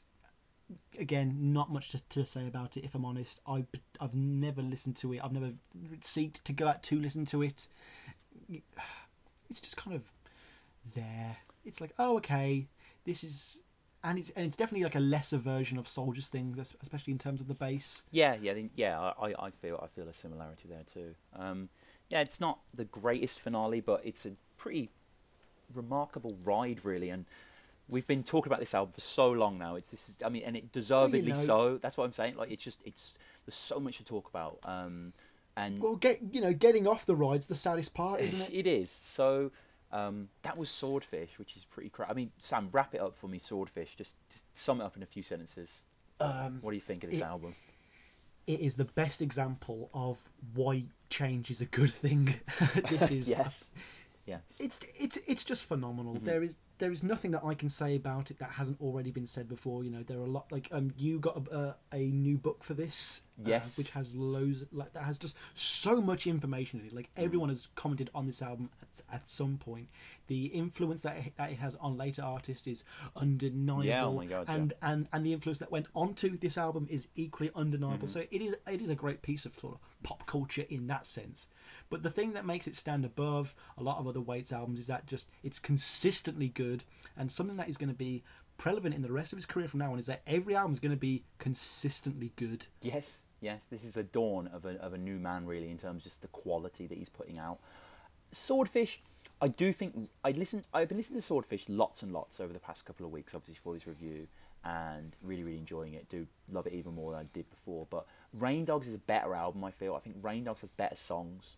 I think Swordfish, there was so much new ground to gather, so many new instruments and so many new ways of writing and so many new ways of approaching music that I'm not going to say the craft got left behind, and there's very few songs that I can point a finger at and be like, this is a bad song. There's no real bad songs there. I just think Rain Dogs is more accomplished in its songcraft, but I do think Swordfish is an absolutely remarkable piece of work, and whilst it'll never be in my top 5 favourite Tom Waits albums, it will still be one that I really respect and enjoy, and there's many songs on here that I'll return to. So let's quickly just wrap up now with as we always wrap. Well, actually, first, do you want to just talk about the artwork, Sam? We're going to talk about that briefly. The artwork's pretty damn cool, actually. It's got like Tom's always been fascinated with, you know, the sort of the dwarves and giants. Yes. He talks about dwarves in Underground. Has a real wargaming tinge to it. I found when going through it, but I promised I'd never bring that on the podcast. He plays billiards with a midget in Shore Leave as well. So and I believe both the guys in the on the front cover are both actors. The little person, as Tom refers to him, he also called him the Mayor of Hollywood. Right. His name escapes me, but he'd been in like 80 films. Like, he was a real like veteran actor. And there was the guy who designed the album cover. I believe Waits had seen one of his exhibits. I'm sorry, I'm just trying to find the actual piece of info. So just to recap on the actual cover itself. I mean, I'm sure most people have seen it, but I think what's interesting about Tom Waits as well, and maybe this is common in solo records, but it's certainly not as common in rock records and hip-hop records, which I'm more familiar with than like singer-songwriters as a whole. Tom appears in pretty much every single one of his album covers. Like, I'm just going through them now, and even Bone Machine, which is clearly like a demonic version of him, is still him. The Black Rider? Black Rider, but Real Gone counts. I'd say Black Rider's a little different because that's kind of a soundtrack, but I know what you mean. Night on Earth wouldn't count either, but yeah, Real Gone, he's not on the front cover, but that's pretty much it. So it's good yet again to see him, even though he's taking on this new persona and even though he's going in a different direction, we still see who he is, and he's wearing suspenders and has this kind of like weird yellow covered glove, and there's a tuba, and it's just lovely. The guy kind of looks like Scorsese a little bit in the middle to me, in some weird abstract way, but It's a lovely cover. I love the tone as well, the kind of yellows and purples and blacks. It's really residual. It feels very powerful. It's very evocative of the sound. It does lend itself to the sort of German expressionist things we were talking about earlier in Underground. It does look like a photo from another time. It has that lovely aged feeling as well. Here we are. The photography done was by Michael Andreas Russ, and he had a collection called Prussian Blue at the China Club in '83. Waits and Kathleen visited the show and pretty much hired him on the spot and commissioned him to do the album cover. And this guy also co-directed the In the Neighborhood video as well, which is pretty cool. And as you can tell, the same actors in that video are on the front cover here, and it was all done pretty much outside in Tom's back garden, which just again adds that lovely sort of Silvertown I think was the neighborhood he was in. Like I've always thought Tom Waits has that lovely DIY feel that like the appeal that a certain independent indie film will have, where despite its flaws, at least he's done it all himself and it's his own ideas, and you can never take that away from him. So we'll just wrap up now with, as we always do, our favourites and least favourites. We'll start with least favourite. Sam, what's your least favourite song of Swordfish? It's a toss up between Rainbirds and Just Another Sucker on the Vine. Wow. Okay. Yeah. That's telling, though, I guess, that you're not willing to put any lyrical one in there. That's interesting. I'm probably going to go with Rainbirds just because it's the fizzle that I got and I expected a bang, really. Yeah, I wanted to put Town With No Cheer in there, but after we spoke about it, I've kind of warmed to it a little bit, so...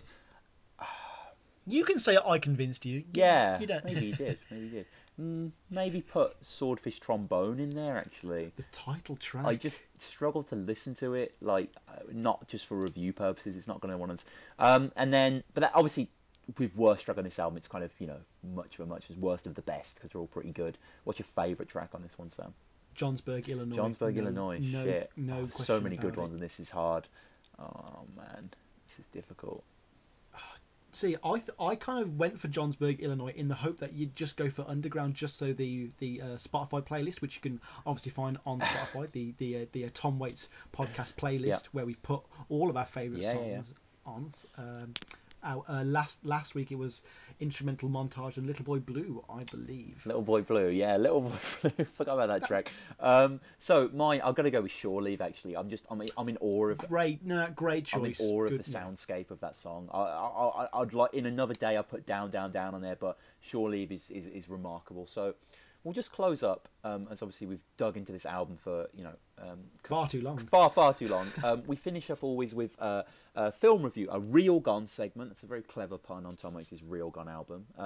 And we review a Tom Waits film, or at least a film that he's starred in every episode. And Sam normally spearheads this, but today I was the one who picked the album, this film, and I highly regret that. I picked a film called... I know, that's why I'm normally in control. Yeah, I picked a film called Cold Feet, in which Tom is a main character. They're a freak, similar to Down by Law in a sense, but this is nothing like Down by Law. Yes, here we go. This has 4.6 out of 10 on IMDb. It's very lowly rated. I'll just read you the IMDb plot before Sam will dig into it more. Just briefly, this came out in 1989, by the way. So this would have been post Frank's Wild Years, so a bit later on in Tom's career than we're at now, but not too, same sort of era. So the plot of Cold Feet. A psycho killer with mommy issues, a charming crooked cowboy and their girl steal some jewels. The cowboy decides not to share and goes on the run with the loot. A crazy chase across the country between former partners in crime begins. Sam, talk to me about Cold Feet. Maureen's got to find us a motorhome. She's probably got her hands full with that right now. Oh, well, she's probably in Iraq with some stranger she met on the plane. Now, don't talk that way. I mean, she is my girl, Kenny calls him as he sees him, Monty. Hey, I'll do me a favor and stop referring to yourself as Kenny. I think you're succumbing to paranoia. I'm not paranoid. It's a disease unknown to stand-up guys like me. How could I do what I'm doing and be paranoid? Oh, you'd find a way. Listen, you watch me as we go through customs with a horse. We'll have a little gut check at U.S. Customs. Bold as best, pal. That IMDb description you just read there is actually what sold me this movie. I was like, oh, okay, that sounds really cool. Yeah. And folks, I'm not saying none of what Tom just said doesn't happen. It's just it's nowhere near as pulse pounding as you might expect. No. When I first saw the crappy opening credits, some of the worst I've ever seen, that crude pink, like sort of Comic Sans font over a boring ranch country, I was like, oh, okay, I'm really not going to get too excited for this. It does kind of have that sort of rural nature to it, though. You know, these guys there's a lot of road trip elements to this film. But okay, let's just get into what's wrong with this. The characterization is very poor. In everyone except Tom, really. I've kind of compared this film to The Dark Knight in a weird way, because basically, considering and it's quite ironic considering the influence Tom would have on Heath Ledger's performance as the Joker, you essentially want to skip every other scene that Tom's not in. Yeah. Like, I do not give a shit about Keith Carradine and his vanilla ass ranch, and then like Bill Pullman's in it for some reason, and like a lot of the film is for some reason. Like if that was in a character-driven plot, like, you know, this would work very, very well. But unfortunately, script-wise, it's a MacGuffin tale. You know, Hitchcock would be very proud. It's just get the horse, get the animals, get the money, yawn. Yeah. Tom would have nailed it if he was allowed to sort of explore more. And he really does kind of. I don't feel like he's reading the script at all in this film. He says, again, a lot of very Waitsian things, similarly to like the worse the film, the more like himself he seems to be, like in At Play in the Fields of the Lord. The script just goes nowhere slowly in the third act as well. And going back to Batman, there's a weird sort of Alan Moore killing joke moment where, spoiler alert for people. No, don't check out Cold Feet. That's the spoiler. Well, you can watch it for free on YouTube if you don't mind Japanese subtitles. Or Chinese or Korean. I'm looking very silly there. But yeah, Tom like falls into a vat of red chemicals and like he sinks like the Terminator. It's so weird. It is weird, yeah. I'm gonna rant about this for another minute or so after I let you. No. This is terrible. It's a terrible film. I found it so unenjoyable. It starts off quite funny. Like, there's a cow, and they put loads of like jewels in the cow's ass. Horse. Or something. Sorry, and they're moving it across borders. So that's kind of funny. And like, there's literally one moment that I thought was actually clever and I liked. You know, when he's doing like crunches out of the car. Basically, like that was funny. Like they're driving down the highway, Tom and this girl, and Tom's kind of like, you imagine he's doing crunches on the floor, but on the back is like the window, so his chest is outside a car going down a highway, and he's kind of like doing pull-ups as the car drives on with sunglasses. Tom's kind of this cool guy, isn't he? He's kind of like hustler. He's all right, but the writing is so bad. It's so quirky, but not. It's just off. It's just not on. It's just really like poorly paced. It's not enjoyable. There's a weird scene when. Doesn't he have to rescue her from like loads of kids or something? Or they have to go get her? Yeah, like Tom pulls out a gun on like a bunch of children. Yeah. Like it's so random. He plays a character called Kenny, and like he plays him like kind of like how I think he'd play Frank in the live performance of Frank's Wild Years. Like he's very like on edge, and like he kind of just like screams and shouts a lot of the time. But there's this great bit earlier where there's this doctor who's put the emeralds inside the horse, and Tom just shouts, "Do you pledge allegiance?" And then shoots him like point blank. It's really great. Like he is so fun in this like really boring narrative. Like all the characters at least once do this horrible thing where they state the motivations and intentions of another character. Like, oh, you're never going to settle down. Oh, you're always so and so like this. It's really lame duck. Show don't tell. This film does none of that. It's got some of the most bland imagery ever. Like, you know, like there's lots of potentially funny things. Like, you know, oh, Tom being a crazy murderer. That could be funny. It's not. Oh, Tom's got like delusions of grandeur and mommy issues. That could be funny. It's just not. And it's a very 80s movie. It's very soft and lame, and it's quite telling that Robert Dornhelm, the director, looking through his IMDb, he's a Romanian director, and he's interestingly did a TV movie called Sins of the Father in 2002, coincidentally. But it does seem like he doesn't get Americana at all. Like how much jovial hillbilly chase music is there in this film? He's literally does mostly TV movies. He did a 4-part TV miniseries of War and Peace in Russia in 2007. But yeah, most of his films are in different languages now. He hasn't done a Western film for what seems like decades. So this is a poor movie. I'm curious to why Tom was ever involved, but I mean, you know, it's a great role on paper. Yeah, but how could they have read the script? But yeah, if I can recommend this film on one level, it's the only time you will ever hear Tom do the laugh from the Pontiac, a great track off Bastards on Orphans, and he does do that laugh several times throughout the movie. But besides that, it's Tom working with some very mediocre material and quite bad direction. Bad cast as well. Yeah, like when I saw Bill Pullman, I was like, "Oh God, it's Tom Waits versus Independence Day now." And then obviously I was reminded even more because now I don't want to date this podcast with this reference, but there has just been a new Independence Day movie released, the trailer, and my God, what a world we live in where there's Tom Waits and Independence Day 2. Yeah, there you go. I don't understand culture or people. No. So on that note, terrible movie. I'll give it a 3 out of 10 at the max if we're going to give it an arbitrary number. Not even 2 stars. No. Avoid. Not even for completists. Like, you know how like Alice Doesn't Live Here anymore? You will buy it because Scorsese directed it. Wasn't it his first? I believe so. Yeah. It's a weird retelling of the Alice in Wonderland, Wizard of Oz story. Oh, is it? Okay. Yeah. There's a lot of familiar imagery. So if you've enjoyed Real Gone, by the way, you can go back and look over all past 8 episodes. The films, I've got a list in front of us now. The films we looked at were, so far, we looked at Francis Ford Coppola's Ironweed. We also looked at A Play in the Fields of the Lord.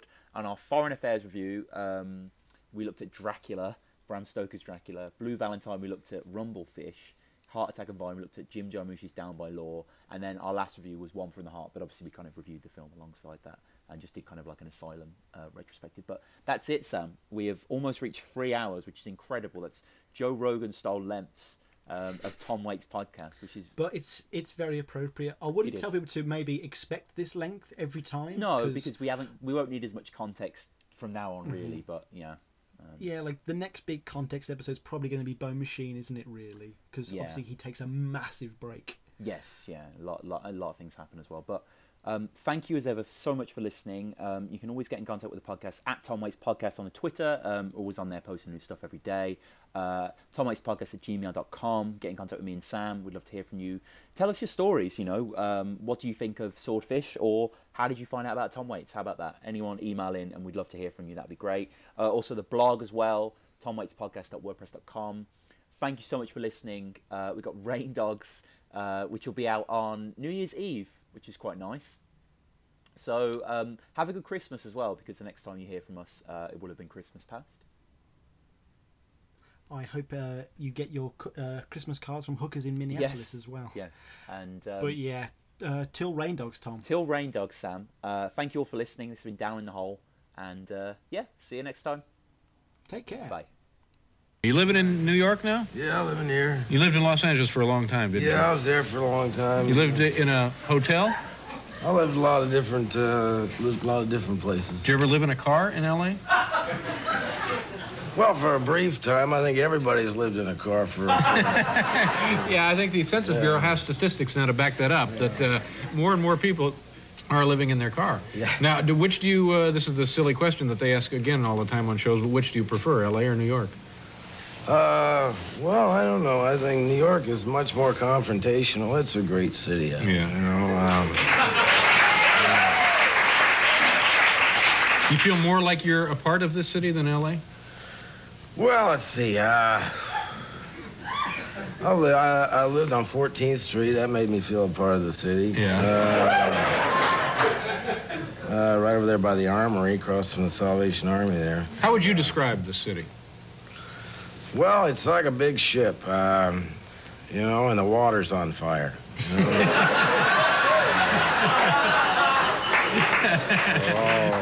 Yeah.